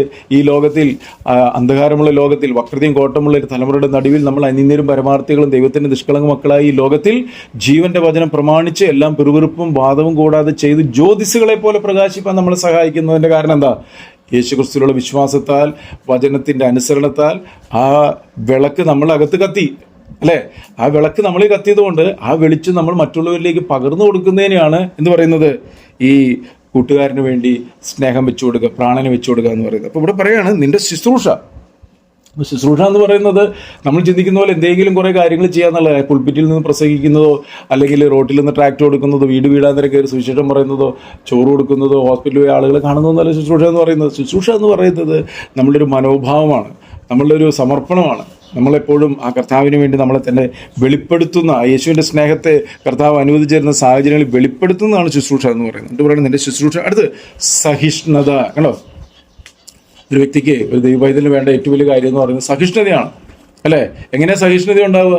അത് കഷ്ടതയിൽ കൂടിയാണ്. കഷ്ടത സഹിഷ്ണുതയെയും, സഹിഷ്ണുത സിദ്ധതയെയും, സിദ്ധത പ്രത്യാശയും ഉളവാക്കുന്നത്. ഇതൊക്കെ നമുക്ക് കാണാപ്പാട് അറിയാവുന്ന കാര്യങ്ങളാണ്. കാരണം നമ്മൾ കുറച്ച് പ്രാവശ്യം കേട്ട് കഴിയുമ്പോൾ ഇതൊക്കെ നമുക്ക് ബൈഹാർട്ടാവും. എന്തോ സഹിഷ്ണുത, ആ കഷ്ടത സഹിഷ്ണുതയും. പക്ഷേ ഈ സഹിഷ്ണുത ഉണ്ടാവാനായിട്ടുള്ള കഷ്ടതകൾ വരുന്ന ഓരോരോ സമയങ്ങളിൽ നമ്മൾ പലപ്പോഴും അത് ഈ സഹിഷ്ണുത എന്നിൽ ഉളവാക്കുവാനാണെന്ന് മനസ്സിലാക്കുന്നില്ല. അത് മനസ്സിലാക്കാത്തിടത്തോളം നമ്മൾ എത്ര വചനം ബുദ്ധിയിൽ കയറിയിട്ടും കാര്യമില്ല. മറിച്ച് ഒരു സാഹചര്യങ്ങൾ, നമുക്കിഷ്ടമില്ലാത്തൊരു സാഹചര്യം, നമുക്കിഷ്ടമില്ലാത്ത ഒരു സമയം, അങ്ങനെ നമുക്കിഷ്ടമില്ലാത്തൊരു അവസരത്തിൽ കൂടി നമ്മൾ കടന്നു പോവുക. അങ്ങനെ കടന്നു പോകുമ്പോഴാണ് ആ കഷ്ടത അത് നമ്മളെ സഹിഷ്ണുതയിലേക്ക് കൊണ്ടുപോകും. അതുകൊണ്ട് ഇവിടെ പറയാണ് നിന്റെ ശുശ്രൂഷ, അതുപോലെ നിന്റെ സഹിഷ്ണുത എന്നിവയും. അടുത്ത് നിന്റെ ഒടുവിലത്തെ പ്രവൃത്തി ആദ്യത്തേതിലും ഏറെയെന്നും അറിയുന്നു. കണ്ടോ, ഒടുവിലത്തെ പ്രവൃത്തി ആദ്യത്തേതിലും ഏറെയെന്നും അറിയുന്നു. നിങ്ങൾ ഈ ദീർഘദൂര ഓട്ടക്കാരെ കണ്ടിട്ടുണ്ടെങ്കിൽ നമുക്ക് ഇതൊക്കെ ഉള്ളത് കൊണ്ട് നമുക്ക് കാണാമല്ലോ, ദീർഘദൂര ഓട്ടം 10ഉം 20ഉം അല്ലെങ്കിൽ 40 മൈലൊക്കെ ഓടുന്ന ഓട്ടക്കാർ, അവരിങ്ങനെ അവരോടുമ്പോൾ പ്രത്യേകത, ചിലരൊക്കെ ഈ ഓട്ടം തുടങ്ങുമ്പോൾ തന്നെ എന്ത് ചെയ്യും? ഭയങ്കര സ്പീഡിൽ ഓടും. സ്പീഡിൽ ഓടി കഴിഞ്ഞ് കഴിയുമ്പോൾ കുറേ ദൂരം എത്തി കഴിഞ്ഞ് കഴിയുമ്പോൾ ഇപ്പം ചിലരൊക്കെ പതുക്കെ ഓടും, കുറേ പേരൊക്കെ പതുക്കെ എന്ന് പറഞ്ഞാൽ ഒരു സ്റ്റേബിളായിട്ടൊരു എന്താ പറയുക, കൃത്യതയോടുകൂടെയുള്ള ഒരു ഓട്ടം. പെട്ടെന്ന് ഓടി തീർക്കാനല്ല, കാരണം ഇതൊരു ദീർഘദൂര ഓട്ടമാണ്. എന്നാൽ ചിലർ പെട്ടെന്ന് ഓടുന്ന കാണാം. അങ്ങനെ ഓടുന്നവർ ഈ ഏകദേശം അവർ കുറേ സമയം കഴിഞ്ഞ് കഴിയുമ്പോൾ ഈ മുന്നിലോട്ട് ഓടിപ്പോയവരൊക്കെ പതുക്കെ പതുക്കെ പതുക്കെ പതുക്കെ പിറകിലേക്ക് വരുന്നത് കാണാം. എന്നാൽ ആ കൃത്യതയോടുകൂടെ ഓടുന്ന ചിലർ ഓടുകയും അവസാന ലാപ്പിലേക്ക് വരുന്ന സമയത്ത് ഇവര് ആ ഓട്ടത്തിന്റെ സ്പീഡ് കൂട്ടുന്നത് കാണാം. നിങ്ങൾ കണ്ടിട്ടുണ്ടേ കാണാം. അത് അവസാനം എത്തുമ്പോൾ, ആ അവസാന ലാപ്പിലേക്ക് വരുന്ന സമയത്ത് അവിടെ ഒരു കൊടി കാണിക്കും, ഇത് നിങ്ങൾ അവസാന റൗണ്ടാണ് എന്ന് പറയുമ്പോൾ അവർ അതിനെ പെട്ടെന്നൊരു ഊർജം എടുത്തുകൊണ്ട് അവർ ഓടി അത് ഫിനിഷ് ചെയ്താണ്. ഇവിടെ ഈ തുയതേര സഭയിൽ ഇതിനോട് പറയാണ്, നിന്റെ ഒടുവിലത്തെ പ്രവൃത്തി ആദ്യത്തേതിലുമേറെ എന്നും അറിയുന്നു. ഈ പറഞ്ഞതിൻ്റെ അർത്ഥം എന്ന് പറഞ്ഞാൽ, ഒടുവിലത്തെ പ്രവൃത്തി എന്ന് പറഞ്ഞു കഴിഞ്ഞാൽ കർത്താവ് വരവിനോടുള്ള ബന്ധത്തിൽ എന്താ അവിടെ നടക്കേണ്ടത്? കർത്താവിൻ്റെ മണവാട്ടി സഭ ഒരുങ്ങണം. മനസ്സിലായോ? ആ മണവാട്ടി സഭ ഒരുക്കുന്ന ഒരു ഒരുക്കമാണ് ഏതൊരു ശുശ്രൂഷനുമാണ്. അതിനോട് മോളി പറഞ്ഞു, ഞാൻ നിന്റെ ശുശ്രൂഷ, ഞാൻ നിന്റെ സ്നേഹം, ഞാൻ നിന്റെ പ്രവൃത്തി, ഞാൻ നിന്റെ സഹിഷ്ണുത എന്നിവയും നിന്റെ ഒടുവിലത്തെ പ്രവൃത്തി. അപ്പൊ ഈ മുകളിലുള്ള കാര്യങ്ങളൊക്കെ ഇതിനു വേണ്ടിയിട്ടാണ്, ഈ കർത്താവിന്റെ വരവിനോടുള്ള ബന്ധത്തിൽ തന്റെ മണവാട്ടി ഒരുങ്ങാനുള്ളൊരു ബന്ധത്തിലാണ്. എന്നിട്ട് പറയാണ്, ഒടുവിലത്തെ പ്രവൃത്തി ആദ്യത്തേതിലും ഏറെ എന്നും അറിയുന്നു. അപ്പൊ യഥാർത്ഥത്തിൽ ഈ മുകളിൽ പറഞ്ഞ കാര്യങ്ങളൊക്കെ നല്ല കാര്യങ്ങളാണ് പറഞ്ഞ, അല്ലേ? നല്ല കാര്യങ്ങളല്ലേ പറഞ്ഞേ? ഈ സഭയെക്കുറിച്ച് പറയുമ്പോൾ ഈ സഭയ്ക്കും പകുതി നല്ല കാര്യങ്ങളും പകുതി തെറ്റായിട്ടുള്ള കാര്യങ്ങളുണ്ട്, തിരുത്തപ്പെടേണ്ട മേഖലകളുണ്ട്. അപ്പോൾ ഇവിടെ ഈ മുകളിൽ പറഞ്ഞ ഈ കാര്യങ്ങളൊക്കെ നല്ലതാണ്. അപ്പോൾ നമ്മൾ ഈ പറഞ്ഞ കാര്യങ്ങൾ, പറഞ്ഞ കാര്യങ്ങളൊക്കെ എന്ത് ചെയ്യണം? മുറുകെ പിടിക്കുകയും തിരുത്തപ്പെടാൻ വേണ്ടി പറയുന്ന കാര്യങ്ങൾ എന്ത് ചെയ്യണം? തിരുത്തുകയും ചെയ്യണം. ഇത് നമ്മൾ മറന്നു പോകരുത്. തുടർന്ന് അടുത്ത വാക്കോട്ട് വായിച്ച അതിന്റെ 20-ാം മന്ത്രം. എങ്കിലും താൻ പ്രവാചകി എന്ന് പറഞ്ഞ് ദുർനടപ്പ് ആചരിപ്പാനും വിഗ്രഹാർപ്പണം തിന്മാനും എന്റെ ദാസന്മാരെ ഉപദേശിക്കുകയും തെറ്റിച്ചു കളയുകയും ചെയ്യുന്ന ഇസബേൽ എന്ന സ്ത്രീയെ നീ അനുവദിക്കുന്നു എന്നൊരു കുറ്റം നിന്നെ കുറിച്ച് പറയാനുണ്ട്. അപ്പൊ ഇവിടെ കുറ്റം പറയാൻ എന്ന് പറഞ്ഞാൽ ഇനി കുറവുകൾ പറയാൻ തുടങ്ങുകയാണ്. ഈ കുറവുകൾ എന്താണെന്ന് മനസ്സിലാക്കി, നമ്മുടെ ജീവിതത്തിലൊക്കെ കുറവുകളുണ്ട്. ഞാൻ എപ്പോഴും പറയും, ഈ സഭകളെ കുറിച്ച് പറയുമ്പോൾ അതിൽ നല്ല കാര്യങ്ങളും മുറുകെ പിടിക്കണം എന്ന് പറഞ്ഞ കാര്യങ്ങളൊക്കെ നമ്മൾ എന്ത് ചെയ്യണം? മുറുകെ പിടിക്കണം. ഒപ്പം തന്നെ നമ്മൾ ആ ദൈവഹിതത്തിന്റെ പൂർണ്ണതയിലേക്ക്, അല്ലെങ്കിൽ ക്രിസ്തു എന്ന തലയോളം വളരുവാൻ, തികഞ്ഞ പുരുഷത്വം പ്രാപിക്കുവാൻ, പുത്രന്റെ സ്വരൂപത്തോട് അനുരൂപമാകുവാൻ, ദൈവത്തിന്റെ എല്ലാ നിറവിലേക്ക് നിറഞ്ഞു വരുവാൻ തടസ്സം നിൽക്കുന്ന കുറവുകൾ എന്താണെന്നും കർത്താവ് എന്ത് ചെയ്യുന്നുണ്ട്? പറയുന്നുണ്ട്. അപ്പൊ ഇതില് ഇവരോട് പറയുന്ന ഒരു കാര്യം എന്ന് പറയുന്നത്, എങ്കിലും താൻ പ്രവാചകി എന്ന് പറഞ്ഞ് ദുർനടപ്പാചരിപ്പാനും വിഗ്രഹാർപ്പിതം തിന്മാനും എൻ്റെ ദാസന്മാരെ ഉപദേശിക്കുകയും തെറ്റിച്ചു കളയുകയും ചെയ്യുന്ന ഈസബേൽ എന്ന സ്ത്രീയെ നീ അനുവദിക്കുന്നു എന്നൊരു കുറ്റം നിന്നെക്കുറിച്ച് പറയുവാനുണ്ട്. അപ്പോൾ ആ സഭയിൽ എന്തുണ്ട്? ഈ ഇസബേൽ എന്ന് പറയുന്നത് അതൊരു ഒരു സ്പിരിറ്റാണത്. മനസ്സിലാവുന്നുണ്ടോ? അപ്പോൾ അത് എന്ത് ചെയ്യുന്നുണ്ട്? അവിടെ പറയാണ്, എൻ്റെ ദാസന്മാരെ ഉപദേശിക്കുകയും തെറ്റിച്ചു കളയുകയും ചെയ്യുന്ന ഇസബേൽ എന്ന സ്ത്രീയെ അനുവദിക്കുന്നു. അപ്പോൾ അങ്ങനെ തെറ്റിച്ചു കളയാനും അല്ലെങ്കിൽ വിഗ്രഹാർപ്പിതം തിന്നാനും, കാരണം ദൈവവചനം വ്യക്തമായിട്ടോ അത് പറയുന്ന കാര്യമാണ്, വിഗ്രഹാർപ്പിതം തിന്നരുത്. ഉപദേശം എന്ത് ചെയ്യരുത്? വചനം കൃത്യതയോടുകൂടി ആയിരിക്കണം, അതിന് കൂട്ടുകയോ കുറയ്ക്കുകയോ ചെയ്യരുത്. അപ്പം അങ്ങനെ ചെയ്യുവാനായിട്ട് ഇസബേൽ എന്ന് പറയുന്ന ഒരു സ്ത്രീയെ എന്ന് പറഞ്ഞാൽ, ആ ഇസബേൽ എന്ന് പറയുന്നത് ഒരു സ്പിരിറ്റാണ് എന്ന് ഞാൻ പറഞ്ഞായിരുന്നു. അത് നമ്മൾ വേറൊരു ഭാഗത്ത് നമ്മൾ നോക്കുമ്പോൾ നമുക്കത് കാണാനായിട്ട് സാധിക്കും. രാജാക്കന്മാരുടെ പുസ്തകത്തിൽ അത് കാണാനുണ്ട്. ഒരു മിനിറ്റ്. 1 രാജാക്കന്മാരുടെ പുസ്തകം നമുക്ക് ഇസബേലിനെ കാണുന്നത് 1 രാജാക്കന്മാർ അതിൻ്റെ 16-ാം അധ്യായത്തിന് 31-ാമത്തെ വാക്യത്തിൽ ഈ ഇസബേലിനെ കുറിച്ച് പറയുന്നുണ്ട്. 16:31. നെബോത്തിന്റെ മകനായ യെരോബെയാമിന്റെ പാപങ്ങളിൽ നടക്കുന്നത് പോരാ എന്ന് തോന്നുമാറ് അവൻ സീദോന്യ രാജാവായ, ജാതീയ രാജാവാണ്, എത്ബാലിന്റെ മകളായ ഇസബേലിനെ ഭാര്യയായി പരിഗ്രഹിക്കുകയും ബാലിനെ ചെന്ന് സേവിച്ച് നമസ്കരിക്കുകയും ചെയ്തു. അപ്പോൾ അവിടെ ഈ ഇസബേൽ എന്ന് പറയുന്ന ആ ഒരു സ്ത്രീയെ കാണിക്കുന്നത് ദൈവഹിതത്തിൽ നിന്നും വശീകരിച്ചുകൊണ്ട് പോകുന്ന ഒരു വ്യക്തിയായിട്ട് അവിടെ കാണിക്കുന്നത്. കണ്ടോ? ഇസബേലിനെ ഭാര്യയെ പരിഗ്രഹിക്കുകയും ബാലിനെ ചെന്ന് സേവിച്ച് നമസ്കരിക്കുകയും ചെയ്തു. അപ്പോൾ ഇസബേൽ എന്ന് പറയുന്നത്, ഇവിടെ ദൈവവചനത്തിൽ ഇസബേൽ എന്ന് പറയുമ്പോൾ ഇവിടെ എന്താ ഉദ്ദേശിക്കുന്നത്? അവിടെ കർത്താവ് വ്യക്തമായിട്ട് നമ്മളോട് പറയുകയാണ്. കണ്ടോ? ഇവിടെ കണ്ടോ? എങ്കിലും താൻ പ്രവാചകി എന്ന് പറഞ്ഞ് ദുർനടപ്പ് ആചരിപ്പാനും വിഗ്രഹാർപ്പിതം തിന്മാനും എൻ്റെ ദാസന്മാരെ ഉപദേശിക്കുകയും തെറ്റിച്ചു കളയുകയും ചെയ്യുന്ന ഇസബേൽ എന്ന സ്ത്രീയെ നീ അനുവദിക്കുന്നു എന്നൊരു കുറ്റം നിന്നെ കുറിച്ച് പറയാനുണ്ട്. അപ്പോൾ അന്നുള്ള ഇസബേൽ അല്ലല്ലോ ഇവിടെയുള്ളത്. പറഞ്ഞതിന് അർത്ഥം എന്തുവാ? സഭ യഥാർത്ഥത്തിൽ ക്രിസ്തുവിൽ ഏകാഗ്രമായിരിക്കണം, അല്ലെ? ക്രിസ്തുവിനോടുള്ള നിർമ്മലതയും ഏകാഗ്രതയും വിട്ട് സഭയെ വശീകരിച്ചു കൊണ്ടുപോകുന്ന ഒരു സ്ത്രീ, ആ സ്ത്രീയുടെ പിന്നിൽ വ്യാപരിക്കുന്ന ആത്മാവ് ഉണ്ട് ഈ സഭയിൽ. അത് എന്ത് ചെയ്യുന്നില്ല? നീ അത് മനസ്സിലാക്കി അവിടെ അത് തിരുത്തുന്നില്ല എന്നുള്ളൊരു കുറ്റം പറയുന്നുണ്ടെന്ന് പറഞ്ഞതിന് അർത്ഥമുള്ളൂ. മനസ്സിലായോ? അപ്പോൾ അതാണ് ഇവിടെ പറഞ്ഞതിന് അർത്ഥം. അപ്പോൾ ഇസബേൽ, അതുപോലെ തന്നെ 16 രാജാക്കന്മാരുടെ പുസ്തകം 1 രാജാക്കന്മാർ 21:25 എന്ന് വെച്ചാൽ 21:25. എന്നാൽ യഹോവയ്ക്ക് അനിഷ്ടമായുള്ളത് ചെയ്യുവാൻ തന്നെത്താൻ വിട്ടുകളഞ്ഞ ആഹാബിനെ പോലെ ആരും ഉണ്ടായിട്ടില്ല. അവന്റെ ഭാര്യ ഇസബേൽ അവനെ അതിനായി ഉത്സാഹിപ്പിച്ചിരുന്നു. കേട്ടോ? അപ്പോ ഇവിടെ എടുത്തു പറയാണ് എന്താ അവിടെ ചെയ്ത കാര്യം. അവിടെ നാബോത്ത് എന്ന് പറയുന്ന ഒരു സാധാരണ മനുഷ്യന് ഒരു മുന്തിരിത്തോപ്പുണ്ടായിരുന്നു. ഈ ഇസബേലിന്റെ ഭർത്താവായ ആഹാബ്, അല്ലെ? ആഹാബിന് ആ മുന്തിരിത്തോട്ടം വേണമെന്നൊരു ആഗ്രഹം തോന്നി. ദൈവജനം വ്യക്തമായിട്ട് പറയുന്നുണ്ട്, അന്യന്റെ വസ്തുക്കൾ മോഹിക്കരുത്, അന്യന്റെ തോട്ടം മോഹിക്കരുത്, അവന്റെ ഭാര്യയെ മോഹിക്കരുത്, വസ്തുക്കൾ മോഹിക്കരുത്, വീട് മോഹിക്കരുത്, കാളയെ മോഹിക്കരുത്, കഴുതയെ മോഹിക്കരുത് ഒക്കെ പറഞ്ഞിട്ടുണ്ട്. അതിന് നേരെ വിപരീതമായിട്ട് ഇവന് ഒത്തിരി തോട്ടങ്ങളൊക്കെ ഉണ്ടായിട്ടും ഈ പാവപ്പെട്ട ഒരു മനുഷ്യന്റെ ആ മുന്തിരിത്തോട്ടത്തിന് കണ്ണുവെച്ച് അത് വേണമെന്ന് ആഗ്രഹിച്ചു. പക്ഷെ അവനത് കൊടുത്തില്ല. അവൻ പറയുന്നുണ്ട്, എനിക്ക് യഹോവ തന്ന എൻ്റെ പിതാവിൽ നിന്ന് കിട്ടിയ അത് ഞാൻ കൊടുക്കത്തില്ലെന്ന് പറയുന്നുണ്ട്. അപ്പോൾ ഈ ഭാര്യ എന്ത് ചെയ്യാണ്? അവനെ ഉത്സാഹിപ്പിച്ച് ഒരു തെറ്റ് ചെയ്ത്, അല്ലെങ്കിൽ അവൻ ദൈവത്തിനെതിരായി സംസാരിച്ചു എന്ന് പറഞ്ഞുകൊണ്ട് അവനെതിരായി കള്ളസാക്ഷികളെ വരുത്തി അവനെ കല്ലെറിഞ്ഞു കൊന്നിട്ട് ഈ മുന്തിരിത്തോട്ടം ഭർത്താവിന് കൊടുത്തു. ഇതാണ് ഇവിടെ ചെയ്ത കാര്യം. അതാണ് ഈ ഇസബേൽ എന്ന് പറയുന്ന സ്ത്രീ ചെയ്ത കാര്യം എന്ന് പറയുന്നത്. അപ്പോൾ അത് ദൈവത്തിന് അത് പ്രസാദമായില്ല. അവിടെ ന്യായം വിധിച്ചത് നമുക്ക് കാണാനായിട്ട് സാധിക്കും. അപ്പോൾ ഈ ഒരു കാര്യം എന്ന് പറയുന്നത് ദൈവവചനത്തിൽ നിന്ന് മാറി സഞ്ചരിക്കുന്ന പലരും ഈ സഭയിൽ ഉണ്ട് എന്ന് ഓർമ്മപ്പെടുത്താനാണ് ഇത് പറയുന്നത്. അപ്പം നമുക്ക് എല്ലാവർക്കും ഈ കഥ അറിയാവുന്നതുകൊണ്ട് ഇവിടെ ഞാൻ ഈ ഇസബേലിന്റെ കാര്യം പറഞ്ഞുകൊണ്ട് ഞാൻ എടുത്തു പറഞ്ഞതേ ഉള്ളൂ. ഓക്കെ, എന്നിട്ട് തുടർന്ന് പറയാണ്, ഇസബേൽ എന്ന സ്ത്രീയെ നീ അനുവദിക്കുന്നു എന്നൊരു കുറ്റം നിന്നെ കുറിച്ച് പറയുവാനുണ്ട്. ഇനി അടുത്ത വാക്ക് 21-ാമത്തെ വാക്യം, വെളിപ്പാട് പുസ്തകം അതിന്റെ 2-ാം അധ്യായത്തിന്റെ 21-ാമത്തെ വാക്യം. ഞാൻ അവൾക്ക് മാനസാന്തരപ്പെടുവാൻ സമയം കൊടുത്തിട്ടും ദുർനടപ്പ് വിട്ട് മാനസാന്തരപ്പെടുവാൻ അവൾക്ക് മനസ്സില്ല. അപ്പോൾ ഈ പറഞ്ഞതിന്റെ അർത്ഥം എന്ന് പറഞ്ഞാൽ ദൈവവചനം കേൾക്കുമ്പോൾ ഈ വചനവിരുദ്ധമായിട്ടുള്ള ഓരോ കാര്യങ്ങളും നമ്മുടെ എല്ലാവരുടെ ഉള്ളിലുണ്ട്. പക്ഷേ കർത്താവോട് പറയാണ്, അത് കേൾക്കുമ്പോൾ എന്ത് ചെയ്യണം? മാനസാന്തരപ്പെടണം. നമ്മളിപ്പോൾ ഇസബേലിനെ നോക്കിയിരിക്കുകയല്ല വേണ്ടത്. നമ്മുടെ ഉള്ളിലൊക്കെ എന്തുണ്ട്? ഇവിടെ പറഞ്ഞതിൻ്റെ അർത്ഥം എന്ന് പറഞ്ഞാൽ, ഞാൻ അവൾക്ക് മാനസാന്തരപ്പെടുവാൻ സമയം കൊടുത്തിട്ടും ദുർനടപ്പ് വിട്ട് മാനസാന്തരപ്പെടുവാൻ അവൾക്ക് മനസ്സില്ല. ഇതാണ് നമ്മൾ മനസ്സിലാക്കേണ്ട കാര്യം. ദൈവം നമ്മളെ കുറിച്ച് ആഗ്രഹിക്കുന്നത് നന്മയും പ്രസാദവും പൂർണ്ണതയുമുള്ള ദൈവഹിതം ഇന്നെന്ന് തിരിച്ചറിയാൻ നീ എന്ത് ചെയ്യണം? റോമാലേഖനം 12:2 മനസ്സ് പുതുക്കി രൂപാന്തരപ്പെടണം. അങ്ങനെയുള്ളൊരു വ്യക്തിക്ക് മാത്രമേ ക്രിസ്തുവിൽ വളരാൻ പറ്റത്തുള്ളൂ. ദൈവം കാണുന്ന പോലെ കാര്യങ്ങൾ കാണാൻ പറ്റത്തുള്ളൂ. എന്നാൽ അതിന് വിരുദ്ധമായിട്ട് വ്യാപരിക്കുന്ന ഇസബേലിന്റെ ആത്മാവ്. ഇസബേൽ എന്താ ചെയ്യുന്നത്? നേരത്തെ പറഞ്ഞില്ല ഞാൻ. എന്താ ചെയ്തത്? ബാലിനെ ആരാധിക്കാനായിട്ട്, എന്ന് പറഞ്ഞാൽ ദൈവവചനത്തിൽ നിന്നും മാറി സഞ്ചരിക്കുവാൻ പ്രേരിപ്പിക്കുന്ന ഒരു ശക്തി.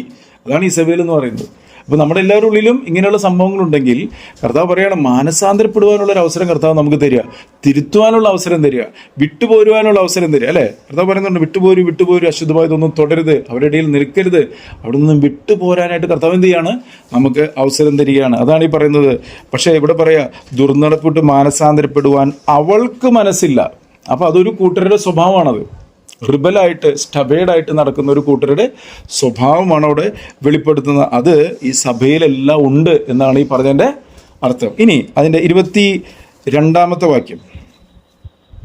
ഞാൻ അവളെ കിടപ്പിലും അവളുമായി വ്യഭിചരിക്കുന്നവരെ അവളുടെ നടപ്പ് വിട്ട് മാനസാന്തരപ്പെടാതിരുന്നാൽ വലിയ കഷ്ടതയിലും ആക്കി കളയും. കാരണം ഇവിടെ പറയാം, ഞാൻ അവളെ കിടപ്പിലും അവളുമായി വ്യഭിചരിക്കുന്നവരെ അവളുടെ നടപ്പ് വിട്ട് മാനസാന്തരപ്പെടാതിരുന്നാൽ വലിയ കഷ്ടതയിലുമാക്കി കളയും. എന്തേ പറഞ്ഞതിനർത്ഥം? അപ്പൊ ഈ വ്യഭിചാരം എന്ന് പറയുന്നത് എന്തുവാ? ഈ വ്യഭിചാരം എന്ന് പറയുന്നത് ദൈവവചനത്തിൽ നിന്നും മാറി രസിക്കാൻ പോകുന്നതെല്ലാം വ്യഭിചാരമാണ്. അതുകൊണ്ടാണ് യാക്കോബിന്റെ ലേഖനത്തിൽ പറഞ്ഞത്, വ്യഭിചാരിണികളായുള്ളവരെ, ലോകസ്നേഹം ദൈവത്തോട് ശത്രുത്വമെന്ന് അറിയുന്നില്ലയോ? മനസ്സിലായി? അപ്പൊ ഇവിടെ പറഞ്ഞതിന് അർത്ഥം എന്തുവാ? ഞാൻ അവളെ കിടപ്പിലും അവളുമായി വ്യഭിചരിക്കുന്നവരെ അവളുടെ നടപ്പ് വിട്ട് മാനസാന്തരപ്പെടാതിരുന്നാൽ വലിയ കഷ്ടതയിലും ആക്കിക്കളയും. അപ്പോൾ ഇവിടെ പറയാണ് കേട്ടോ, വ്യഭിചരിക്കുന്നവരെന്ന് പറഞ്ഞാൽ അതിനർത്ഥം എന്ന് പറഞ്ഞാൽ നമ്മൾ ദൈവം ക്രിസ്തു എന്ന ഏക പുരുഷന് നിങ്ങളെ നിർമ്മല കന്യകയായി വിവാഹ നിശ്ചയം ചെയ്തിരിക്കുന്നു. യേശു ക്രിസ്തുവിനെ രക്ഷിതാവും കർത്താവുമായി സ്വീകരിച്ച വീണ്ടും ജന്മം പ്രാപിച്ച ഒരു വ്യക്തിയെ സംബന്ധിച്ചിടത്തോളം അവരെ പാപത്തിന്റെ എല്ലാ വഴികളിൽ നിന്നും വിട്ട് കർത്താവിനോട് ചേരുക ചെയ്യുന്നത്. ആ കർത്താവിനോട് ചേർന്ന ഒരു വ്യക്തിക്ക് ഇനി ഒരിക്കലും എന്ത് ചെയ്യരുത്, ആ കർത്താവിനോടുള്ള നിർമ്മലതയും ഏകാഗ്രതയും വിട്ട് മറ്റൊന്നിലോട്ടും എന്ത് ചെയ്യരുത്, മാറിപ്പോകാൻ പാടില്ല. നിന്റെ ദൈവമായ കർത്താവിനെ നീ പൂർണ്ണ ഹൃദയത്തോടെ, പൂർണ്ണാത്മാവോടെ, പൂർണ്ണ മനസ്സോടെ, പൂർണ്ണ ശക്തിയോടെ സ്നേഹിക്കണം. അതിന് വിരുദ്ധമായി ഈ ലോകത്തിന്റെ മ്ലേച്ഛതകളിലേക്ക് വലിച്ചുകൊണ്ടു പോകുന്നതിനെയാണ് വ്യഭിചാരം എന്ന് പറയുന്നത്. അങ്ങനെ പ്രേരിപ്പിക്കുന്ന ഒരു ശക്തിയാണ് ഈ ഇസബേൽ എന്ന് പറയുന്നത്. അപ്പോൾ ഇവിടെ പറയാണ് അവളുമായി വ്യഭിചരിക്കുന്നവർ എന്ന് പറഞ്ഞാൽ അങ്ങനെ ആ വചനത്തിൽ നിന്ന് മാറി സഞ്ചരിക്കുന്നവരെ അവളുടെ നടപ്പ് വിട്ട് മാനസാന്തരപ്പെടാതിരുന്ന. കണ്ടോ, അവളുടെ നടപ്പ് എന്ന് പറഞ്ഞാൽ ലോകത്തിന്റെ മോഹങ്ങളിലേക്ക്, ജഡമോഹം, കൺമോഹം, ജീവനത്തിന്റെ പ്രതാപം, ഇതൊക്കെയാണ് ഈ പറഞ്ഞത്. വെളിപ്പാട് പുസ്തകത്തിൽ പോയി നമുക്ക് ഈ സ്ത്രീയെ കാണാൻ പറ്റും. മഹദിയ ബാബിലോൺ, ദുർഭൂതങ്ങളുടെയും വേശ്യകളുടെയും മാതാവ് എന്ന് വ്യക്തമായിട്ട് എടുത്തു പറഞ്ഞിട്ടുണ്ട്. അപ്പോൾ നമ്മൾ ഈ ലോകത്ത് നമ്മൾ ജീവിക്കുമ്പോൾ നമ്മളെ കർത്താവ് ഈ ലോകത്ത് നിന്നും എവിടേക്ക് എടുത്തു, ദൈവരാജ്യത്തിലേക്ക് നമ്മളെ പ്രവേശിപ്പിച്ചു. ഈ വക്രതയും കോട്ടമുള്ള ഒരു തലമുറയുടെ നടുവിലാണ് നമ്മൾ ജീവിക്കുന്നതെങ്കിൽ നമ്മൾ ഒരിക്കലും എന്ത് ചെയ്യരുത്, ഈ പാപത്തിന്റെ പ്രമാണങ്ങളിൽ പെട്ടു പോകാൻ ഇടവരരുത്. അപ്പം ഇതിലേക്കൊക്കെ പോകാൻ പ്രേരിപ്പിക്കുന്ന പല പ്രമാണങ്ങളും ഇപ്പോഴും നമ്മുടെ എല്ലാവരുടെയും ഉള്ളിലുണ്ട്. എന്നാൽ കർത്താവ് നമ്മൾ ഓർമ്മപ്പെടുത്തുകയാണ്, മാനസാന്തരപ്പെടണം, തെറ്റായിട്ടുള്ള വഴികളിൽ കൂടി നമ്മൾ നടക്കരുത്, നമ്മൾ ദൈവവചന അനുസരണത്തിൽ കൂടി നടക്കണം, മനസ്സ് പുതുക്കണം, തെറ്റുകളെ ഏറ്റുപറയണം, കർത്താവിനെ ഹൃദയത്തിൽ യേശുവിനെ കർത്താവായി വിശുദ്ധീകരിക്കണം എന്ന് പരിശുദ്ധാത്മാവ് നമ്മളെ ഓർമ്മപ്പെടുത്തുന്ന കാര്യമാണ് ഈ പറയുന്നത്. ഇനി അവളുമായി വിട്ട് വ്യഭിചരിക്കുന്നവരെ അവളുടെ നടപ്പുവിട്ട് മാനസാന്തരപ്പെടാതിരുന്നാൽ എന്ത് സംഭവിക്കും, വലിയ കഷ്ടതയിലുമാക്കി കളയും. എന്തിനാ പിന്നെ കഷ്ടതയിലാക്കി കളയുന്നത്? കഷ്ടതയാണ് സഹിഷ്ണുതയിലേക്ക് കൊണ്ടുപോകുന്നത്. മനസ്സിലായോ? അപ്പൊ അതിനൊന്നും താല്പര്യമില്ലാതെ ലോകമോഹങ്ങളിലേക്ക് പോകുന്ന ഒരു വ്യക്തിയെ കർത്താവ് പറയുകയാണ്, ഞാൻ കഷ്ടതയിലാക്കും. എന്തിനു വേണ്ടിയാ?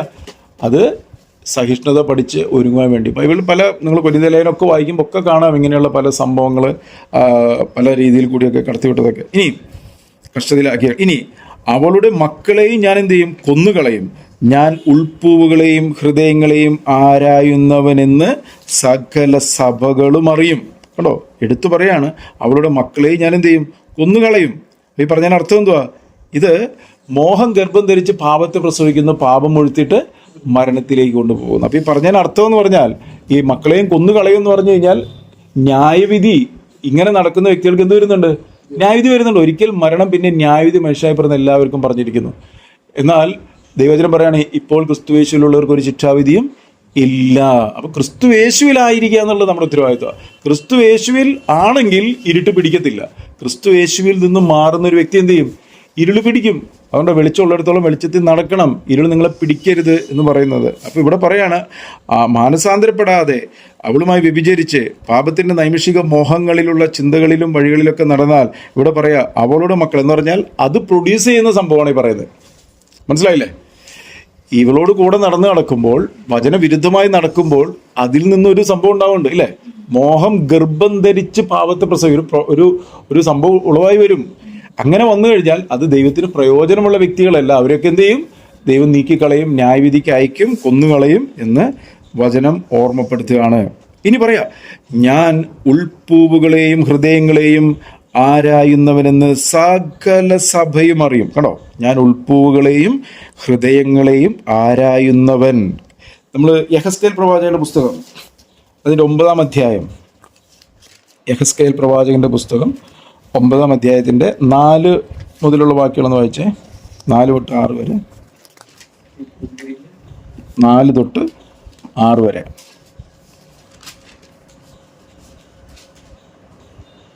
അവനോട് യഹോവ, ഈ നഗരത്തിന്റെ നടുവിൽ, യെരൂശലേമിന്റെ നടുവിൽ കൂടി ചെന്ന് അതിൽ നടക്കുന്ന സകല മ്ലേച്ഛതകളും നിമിത്തം നെടുവീർപ്പിട്ട് കരയുന്ന പുരുഷന്മാരുടെ നെറ്റികളിൽ ഒരു അടയാളം ഇടുക എന്ന് കൽപ്പിച്ചു. ഇനി നമുക്ക് ഈ കാലഘട്ടത്തിലേക്ക് വരുമ്പോൾ ഇവിടെ ഇന്ന് മ്ലേച്ഛതകളുടെ കൂമ്പാരമായിട്ട് സഭകൾ എന്ന് പറയുന്നവരൊക്കെ മാറിയിരിക്കുകയാണ്.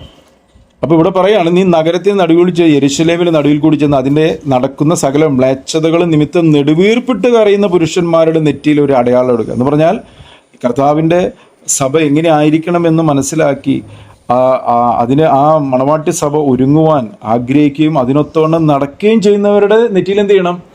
ഒരു മുദ്ര ഇടണം കേട്ടോ, അടയാളം ഇടണം. എന്നിട്ട് 5-ാമത്തെ വാക്യം, മറ്റേവരോട് ഞാൻ കേൾക്കെ അവൻ നിങ്ങൾ അവന്റെ പിന്നാലെ നഗരത്തിൽ കൂടി ചെന്ന് വെട്ടുവിൻ. അതുകൊണ്ട് പറയാണ്, മറ്റവരോട് ഞാൻ കേൾക്കെ അവൻ പറഞ്ഞത്, അവന്റെ പിന്നാലെ ചെന്ന് നഗരത്തിൽ കൂടി ചെന്ന് വെട്ടുവിൻ. നിങ്ങളുടെ കണ്ണിന് ആദരവ് തോന്നരുത്, നിങ്ങൾ കരുണ കാണിക്കുകയും അരുത്. വൃദ്ധന്മാരെയും യൗവനക്കാരെയും കന്യകമാരെയും പൈതങ്ങളെയും സ്ത്രീകളെയും കൊന്നുകളവിൻ. കണ്ടോ, ഇത് ദൈവത്തിന്റെ ന്യായവിധി വരാൻ പോകുന്ന കാര്യത്തെക്കുറിച്ചാണ് പറയുന്നത്. ഒരു ദാക്ഷിണ്യമില്ല. അടുത്ത വാക്ക് നോക്കൂ, എന്നാൽ അടയാളമുള്ള ഒരുത്തനെയും തൊടരുത്. കണ്ടോ, അപ്പൊ ഇതാണ് നമ്മളെ വാഗ്ദത്തത്തെയും പരിശുദ്ധാത്മാവിനെ നമ്മളെ മുദ്രയിട്ടിരിക്കുന്നു. ആ മുദ്രയിട്ട വ്യക്തികൾ എങ്ങനെയായിരിക്കണം? അവനായി വേർതിരിച്ചതുപോലെ നടക്കണം. അതായത് പറഞ്ഞതിനർത്ഥം മനസ്സിലായോ? എന്നിട്ട് പറയാ, തുടരുത്, എൻ്റെ വിശുദ്ധ മന്ദിരത്തിൽ തന്നെ തുടങ്ങുവിൻ. അത് തുടങ്ങാൻ പോവാണ് കർത്താവ്.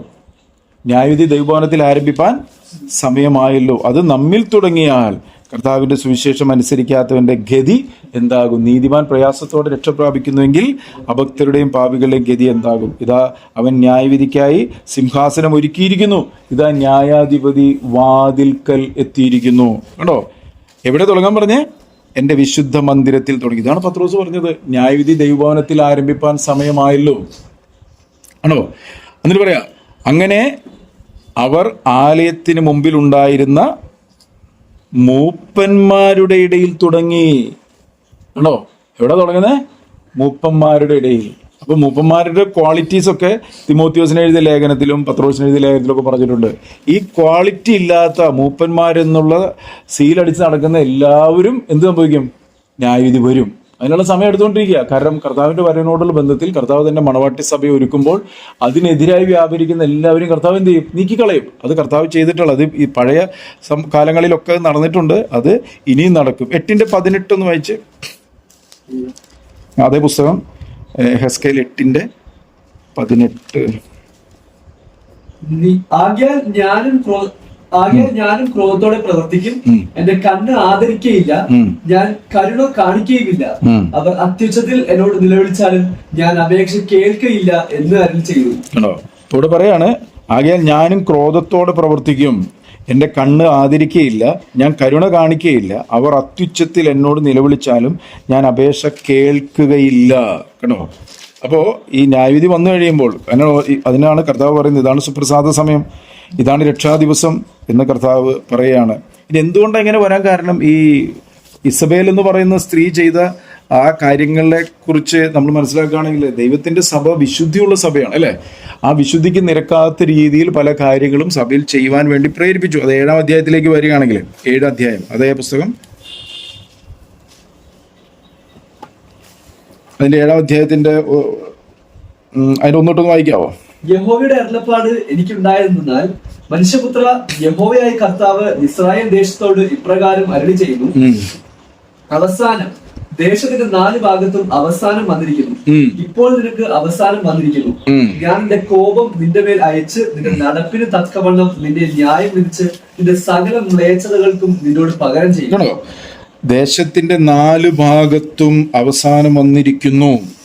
ഇപ്പോൾ നിനക്ക് അവസാനം വന്നിരിക്കുന്നു.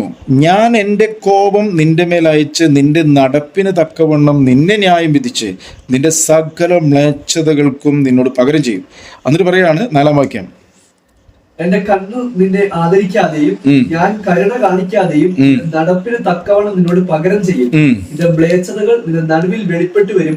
ഞാൻ യഹോവ എന്ന് നിങ്ങൾ അറിയും. കണ്ടോ? അപ്പൊ ഈ മ്ലേച്ഛതകൾ നടുവിൽ വെളിപ്പെട്ടു. അതാണ് നമ്മൾ നേരത്തെ വായിച്ചത്. മനസ്സിലായില്ലേ? കർത്താവ് പറഞ്ഞില്ലേ, അഗ്നിജ്വാലക്കത്തുള്ള കണ്ണുള്ളവൻ കാര്യങ്ങളെല്ലാം തീർക്കുന്ന സമയം അടുത്തുകൊണ്ടിരിക്കുകയാണ്. അപ്പോൾ നമ്മുടെ ഉത്തരവാദിത്വമാണ് എന്ത് ചെയ്യണം? വചനത്തിൻ്റെ കൃത്യമായ അനുസരണത്തിൽ ക്രമപ്പെടണം, തിരുത്തണം, ഏറ്റുപറയണം, ഉപേക്ഷിക്കണം, വചനാനുസരണത്തിൽ നടക്കണം എന്ന് ദൈവത്തിൻ്റെ പരിശുദ്ധാത്മ എന്ത് ചെയ്യാണ്? ഓർമ്മിപ്പിക്കുകയാണ്. ഇനി താഴേക്ക് വായിച്ചോ, അത് മൊത്തം വായിച്ചോ? അവിടെ എല്ലാം ഈ ന്യായവിധിയെ കുറിച്ചാണ് പറയുന്നത്. 5 വായിച്ചോ. യഹോവയായ കർത്താവ് ഇപ്രകാരം അരുളി ചെയ്യുന്നു, ഒരു അനർത്ഥം ഇതാ വരുന്നു. ഇവിടെ പറയണ ഒരു അനർത്ഥം എന്ന് പറഞ്ഞാൽ ഈ അനർത്ഥം എന്ന് പറഞ്ഞാൽ എന്താ അർത്ഥം? അനർത്ഥ ദൂതനാണ് ഈ പറയുന്നത്. കണ്ടോ? താഴത്തേക്ക്. അവസാനം വന്നിരിക്കുന്നു അത് നിന്റെ നേരെ ഉണർന്നു വരുന്നു. ഇതാ അത് വരുന്നു. ദേശനിവാസിയെ, ആപത്ത് നിനക്ക് വന്നിരിക്കുന്നു. കാലമായി നാളടുത്തു. മലകളിൽ ആർപ്പുവിളി, സന്തോഷത്തിന്റെ ആർപ്പുവിളി അല്ല.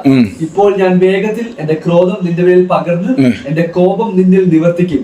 ഞാൻ നിന്റെ നടപ്പിന് തക്കവണ്ണം നിന്നെ ന്യായം വിധിച്ച് നിന്റെ സകല മ്ലേച്ഛതകൾക്കും നിന്നോട് പകരം ചെയ്യും. ഇത് സഭകളോട് പറയാണ്, ഞാൻ നിന്റെ മേൽ ന്യായം വിധിക്കും. കാരണം വലിയ ആർപ്പുവിളിയൊക്കെ ഉണ്ട്, സന്തോഷത്തിന്റെ ആർപ്പുവിളി അല്ല. കണ്ടോ, സഭകളിൽ ഇപ്പോൾ ഭയങ്കര ആർപ്പുവിളിയും സന്തോഷവും കൈകൊട്ടിപ്പാട്ടും ഒക്കെ ഉണ്ടെങ്കിലും കർത്താവ് നോക്കുമ്പോൾ അവിടെയുള്ള മ്ലേച്ഛതകൾ ആണ് അവിടെ വെളിപ്പെട്ട് വരുന്നതെന്നായി പറഞ്ഞതിനർത്ഥം. ഇനി അതിന്റെ അടുത്ത വാക്യം, 9-ാം വാക്യം. എന്റെ കണ്ണ് ആദരിക്കാതെയും ഞാൻ കരുണ കാണിക്കാതെയും നിന്റെ നടപ്പിന് തക്കവണ്ണം ഞാൻ നിന്നോട് പകരം ചെയ്യും. നിന്റെ മ്ലേച്ഛതകൾ നിന്റെ നടുവിൽ വെളിപ്പെട്ട് വരും. നേരത്തെ പറഞ്ഞില്ലേ, എല്ലാം വെളിപ്പെട്ട് വരും. അഗ്നിജ്വാലക്കത്തുള്ള കണ്ണുള്ളവന്റെ മുമ്പിൽ എല്ലാം വെളിപ്പെട്ട് വരും എന്ന് പറഞ്ഞില്ലേ. എന്നിട്ട് താഴേക്ക് വായിക്കും പറയാം, യഹോവയെ ഞാനാകുന്നു ദണ്ഡിപ്പിക്കുന്നതെന്ന് നിങ്ങൾ അറിയും. എന്നിട്ട് പറയാം, ഇതാ നാൾ, ഇതാ അത് വരുന്നു. നിന്റെ ആപത്ത് പുറപ്പെട്ടിരിക്കുന്നു. വടി പൂത്ത് അഹങ്കാരം തളിർത്തിരിക്കുന്നു. 11-ാമത്തെ വാക്യം പറയാണ്, സാഹസം ദുഷ്ടതയുടെ വടിയായിട്ട് വളർന്നിരിക്കുന്നു. അവരിലോ അവരുടെ കോലാഹലത്തിലോ അവരുടെ സമ്പത്തിലോ ഒന്നും ശേഷിക്കയില്ല. അവരെക്കുറിച്ച് വിലാപമുണ്ടാകുകയില്ല. തുറന്നു പറയാണ്, കാലം വന്നിരിക്കുന്നു, നാളടുത്തിരിക്കുന്നു. അതിൻ്റെ സകല കോലാഹലത്തിന്മേലും ക്രോധം വന്നിരിക്കയാൽ വാങ്ങുന്നവൻ സന്തോഷിക്കുകയും വിൽക്കുന്നവർ ദുഃഖിക്കുകയും വേണ്ട. അവർ ജീവിച്ചിരുന്നാലും വിൽക്കുന്നവരെ വിറ്റത് മടക്കി കിട്ടുകയില്ല.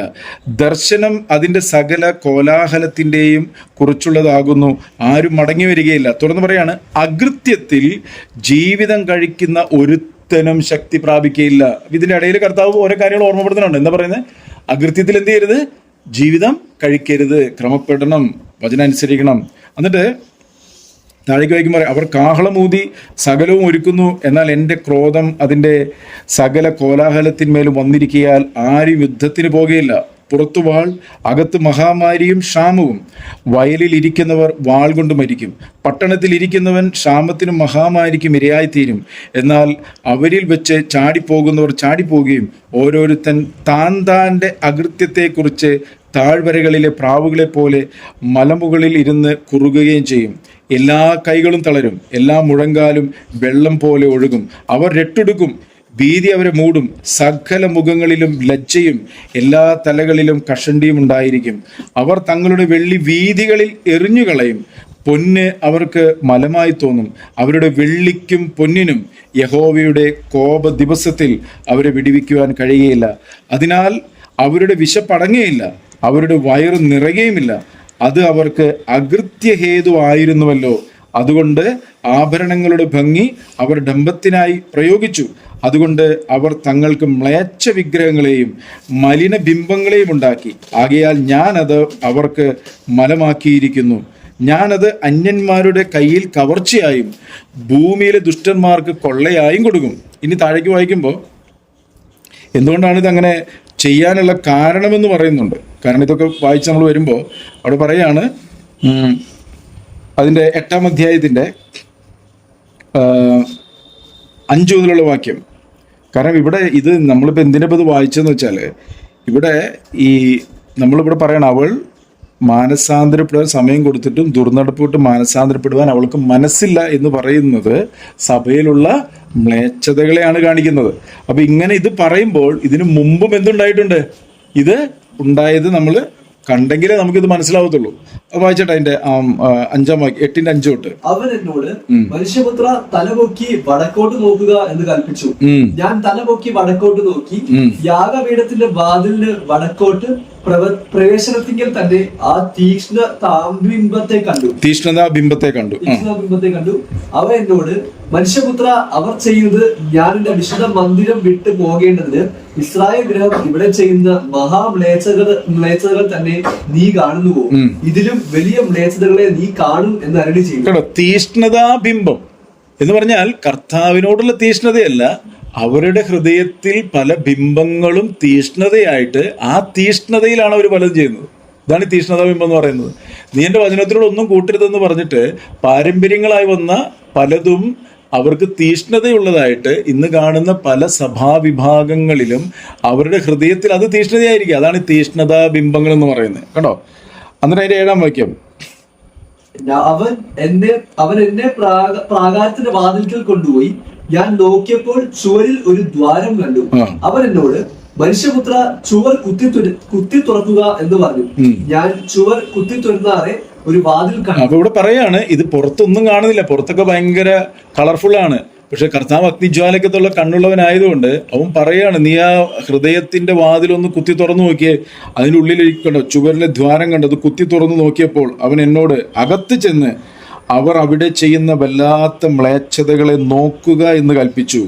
അങ്ങനെ ഞാൻ അകത്ത് ചെന്ന് വെറുപ്പായുള്ള ഓരോരോ തരം ഇഴജാതികളെയും മൃഗങ്ങളെയും ഇസ്രായേൽ ഗൃഹത്തിൻ്റെ സകല വിഗ്രഹങ്ങളെയും ചുറ്റും ചുവരിന്മേൽ വരച്ചിരിക്കുന്നത് കണ്ടു.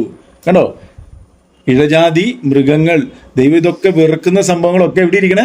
അകത്തിരിക്കുകയാണ്. പുറത്തു നോക്കിയത് കാണുന്നില്ല, അകത്ത്. അതുകൊണ്ട് കർത്താവ് പറഞ്ഞു, നമ്മളുടെ ഹൃദയം ദൈവസന്നിധിയിൽ നേരുള്ളതായിരിക്കണം, ഹൃദയം ശുദ്ധിയുള്ളതായിരിക്കണം. അശുദ്ധി ഒന്നും നമ്മുടെ ഹൃദയത്തിൽ ഉണ്ടാകരുത്. അതിനെല്ലാം നമ്മൾ നീക്കിക്കളയണം. അഗ്നിജ്വാലക്കത്തുള്ള കണ്ണുള്ളവ ഇതെല്ലാം കാണുന്നുണ്ട് എന്ന് മനസ്സിലാക്കിക്കാൻ വേണ്ടിയിട്ട് ഈ ഒരു സംഭവം നമ്മൾ കാണിക്കുകയാണ്. എന്നിട്ട് അതിൻ്റെ 12-ാം വാക്യം, അപ്പോൾ അവൻ എന്നോട്, മനുഷ്യപുത്ര, ഇസ്രായേൽ ഗൃഹത്തിന്റെ മൂപ്പന്മാർ ഇരുട്ടത്ത് ഓരോരുത്തൻ താന്റെ ബിംബങ്ങളുടെ അറകളിൽ ചെയ്യുന്നത് നീ കാണുന്നു. നീ കാണുന്നുവോ? കാണിച്ചു കൊടുക്കാണ്. ഇസ്രായേലിലെ മൂപ്പന്മാർ രട്ടെടുത്ത് ഓരോരുത്തൻ താന്റെ ബിംബങ്ങളുടെ അറകളിൽ ചെയ്യുന്നത് നീ കാണുന്നുവോ? അടുത്ത വാക്യം നോക്കൂ. യഹോവ നമ്മെ കാണുന്നില്ല, യഹോവ ദേശത്തെ വിട്ടുപോയിരിക്കുന്നു. ഇതാണ് ഇന്ന് സംഭവിച്ചുകൊണ്ടിരിക്കുന്നത്. സഭയ്ക്ക് വന്നിരിക്കുന്ന ഏറ്റവും വലിയ മൂല്യച്യുതി എന്ന് പറയുന്നത്, ദൈവം കാണുന്നില്ല, കുഴപ്പമൊന്നുമില്ല, കണ്ടോ, കാണുന്നില്ല, അവൻ വിട്ടുപോയിരിക്കുന്നു, നമുക്ക് ഇഷ്ടമുള്ള പോലെയൊക്കെ ചെയ്യാം എന്ന് പറയുകയാണ് ചെയ്യുന്നത്. വായിച്ചേട്ടെ. വിട്ടുപോയിരിക്കുന്നു എന്ന് അവർ പറയുന്നു എന്ന് അരുളി ചെയ്തു. അവർ ഇതിലും വലിയ മ്ലേച്ഛതകളെ ചെയ്യുന്നത് നീ കാണും എന്നും അവൻ എന്നോട് അരുളി ചെയ്യുന്നു. ഇപ്പൊ മനസ്സ് തിരിക്കുന്നില്ല, മനസ്സ് പുതുക്കുന്നില്ല. ചെയ്യുന്ന ആരാ? മൂപ്പന്മാരാണ് ചെയ്യുന്നത്. അതുകൊണ്ടാണ് നേരത്തെ പറഞ്ഞത്, നീ വെട്ടുക, നിനക്ക് നിന്റെ കണ്ണിന് ഒന്നും തോന്നരുത്, അതെന്റെ ആലയത്തിൽ നിന്ന് തന്നെ തുടങ്ങണം എന്നൊക്കെ പറഞ്ഞതിന്റെ കാരണം ഇതാണ്. ഇതൊക്കെ സംഭവിച്ചിട്ടുള്ള കാര്യമാണ്. ഇനി സംഭവിക്കാൻ പോകുന്ന കാര്യത്തെക്കുറിച്ചാണ് വെളിപ്പാട് പുസ്തകത്തിൽ പറയുന്നത്, കർത്താവിന്റെ വരവിനോടുള്ള ബന്ധത്തിൽ. തുടർന്ന് അതിന്റെ 17-ാം വാക്യം, അപ്പോൾ അവൻ എന്നോട്, മനുഷ്യപുത്ര, നീ കാണുന്നുവോ? യഹൂദ ഗൃഹം ഇവിടെ ചെയ്യുന്ന മ്ലേച്ഛതകൾ പോരാഞ്ഞിട്ടോ അവർ എന്നെ അധികം കോപിക്കുവാൻ ദേശത്തെ സാഹസം കൊണ്ട് നിറയ്ക്കുന്നത് കണ്ടില്ലേ? അവർ ചുള്ളി മൂക്കിന് തൊടിവിക്കുന്നത്.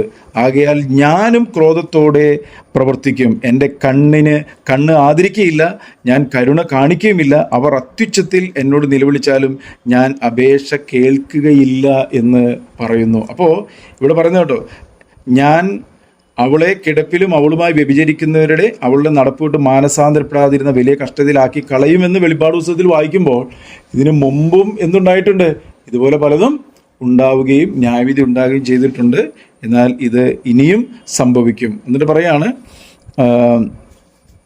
ഞാൻ ഉൾപ്പൂവുകളെയും കണ്ടോ ഹൃദയങ്ങളെയും ആരായുന്നവനെന്ന് സകല സഭയും അറിയും. അപ്പോൾ കർത്താവിൻ്റെ ചെയ്യുന്ന ഉൾപ്പൂവുകളെ, അപ്പോൾ അകത്തേക്ക് നോക്കിയപ്പോൾ കണ്ട മ്ലേച്ഛതകളാണ് ഹൃദയം ആ അറ കുത്തി തുറക്കാൻ പറഞ്ഞത്. നമ്മളുടെ ഹൃദയത്തിൻ്റെ അറകളെ കുത്തി തുറക്കുമ്പോൾ വചനവിരുദ്ധമായിട്ടുള്ള മ്ലേച്ഛതകളും, അതാണ് മൃഗങ്ങളെയൊക്കെ കാണിച്ചത്, അതൊക്കെ നമ്മുടെ ഉള്ളിലുണ്ടെങ്കിൽ നമ്മൾ എന്ത് ചെയ്യണം? അതിനൊക്കെ നീക്കിക്കളഞ്ഞ് ഞാൻ വിശുദ്ധനാകിയാൽ നിങ്ങളും നിങ്ങളെ തന്നെ വിശുദ്ധീകരിച്ച് വിശുദ്ധരായിരിപ്പിൻ എന്ന കർത്താവ് പറയുന്നത്. വിശുദ്ധി കൂടാതെ ആരും കർത്താവിനെ കാണത്തില്ല. എന്നിട്ട് പറയാണ്, നിങ്ങളുടെ പ്രവൃത്തിക്ക് തക്കവണ്ണം ഞാൻ നിങ്ങൾക്ക് ഏവർക്കും ചെയ്യും. കണ്ടോ, നിങ്ങളുടെ പ്രവൃത്തിക്ക് തക്കവണ്ണം ഞാൻ നിങ്ങൾക്ക് ഏവർക്കും പകരം ചെയ്യും. എന്നാൽ ഈ ഉപദേശം കൈക്കൊള്ളാതെയും അവർ പറയും പോലെ സാത്താൻ്റെ ആഴങ്ങൾ അറിഞ്ഞിട്ടില്ലാതെയും തുയധൈര്യയിലെ ശേഷം പേരോട് വേറൊരു ഭാരം ഞാൻ നിങ്ങളുടെ മേൽ ചുമത്തുന്നില്ല.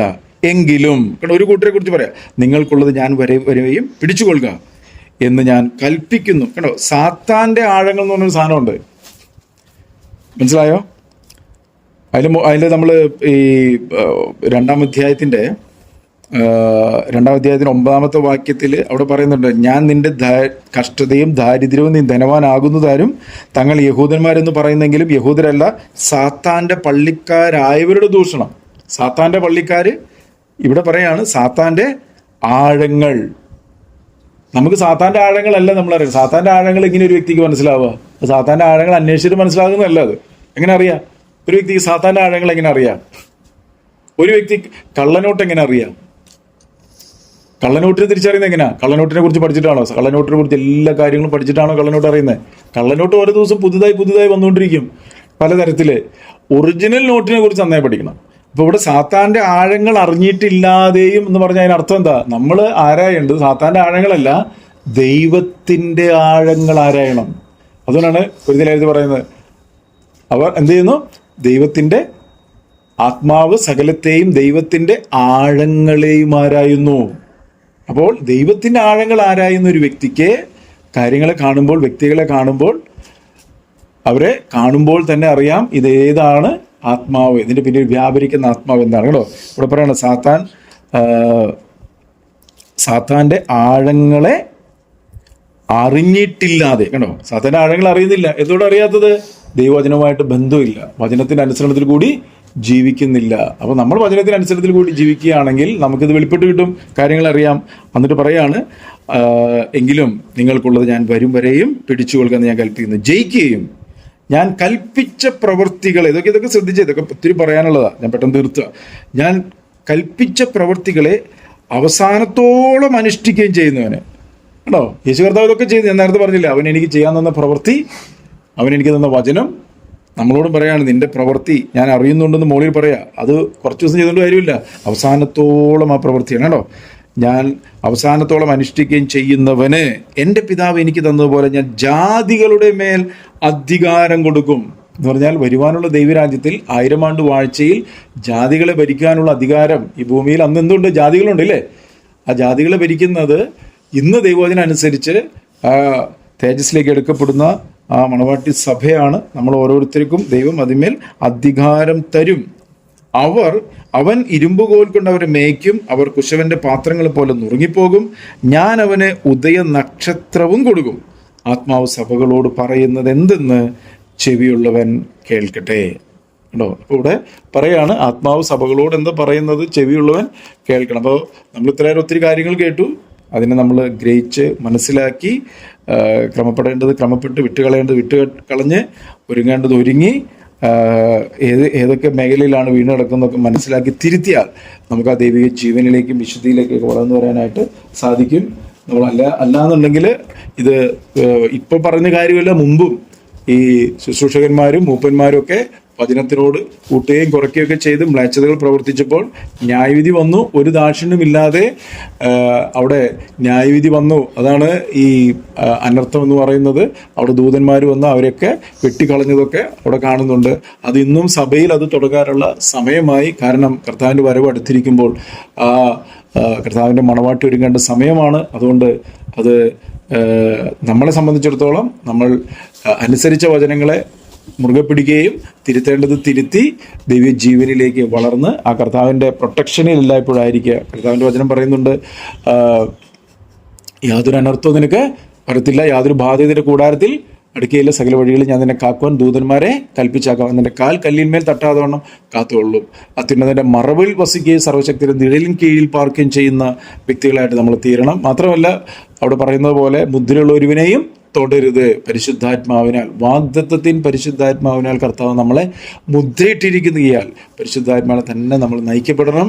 ഇനി നമ്മുടെ ജീവിതത്തിൽ എന്തെങ്കിലും കുറവുകളുണ്ടെങ്കിൽ കർത്താവിൻ്റെ പരിശുദ്ധാത്മാവിനെ നിന്ദിക്കുകയോ എതിർക്കുകയോ കെടുക്കുകയോ ചെയ്ത അനുഭവമൊക്കെ ഉണ്ടായിട്ടുണ്ടെങ്കിൽ കർത്താവ് പറയുന്ന പോലെ, ഞാൻ ഹൃദയത്തിൻ്റെ വാതിൽ വന്ന് മുട്ടി വിളിക്കുന്ന എൻ്റെ ശബ്ദം കേട്ട് നീ വാതിൽ തുറന്ന് ഞാൻ നിന്നോട് കൂടെ വസിക്കും, ഞാൻ നിന്നോട് കൂടെ അത്താഴം കഴിക്കും. കർത്താവിനോട് പറയാം, കർത്താവെ എൻ്റെ ജീവിതത്തെ ഞാൻ സമർപ്പിക്കുന്നു, എൻ്റെ അകൃത്യങ്ങൾ, എൻ്റെ ലംഘനങ്ങൾ, എൻ്റെ പാപങ്ങൾ എന്നോട് ക്ഷമിക്കണം. യേശുവിൻ്റെ രക്തം സകല പാപവും പോക്കി എന്നെ ശുദ്ധീകരിക്കാൻ ഞാൻ നന്ദി പറയുന്നു. പരിശുദ്ധാത്മാവിൻ്റെ ആത്മാവിൽ വസിച്ച് എന്നെ സകല സത്യത്തിലും വഴി നടത്തണമേ.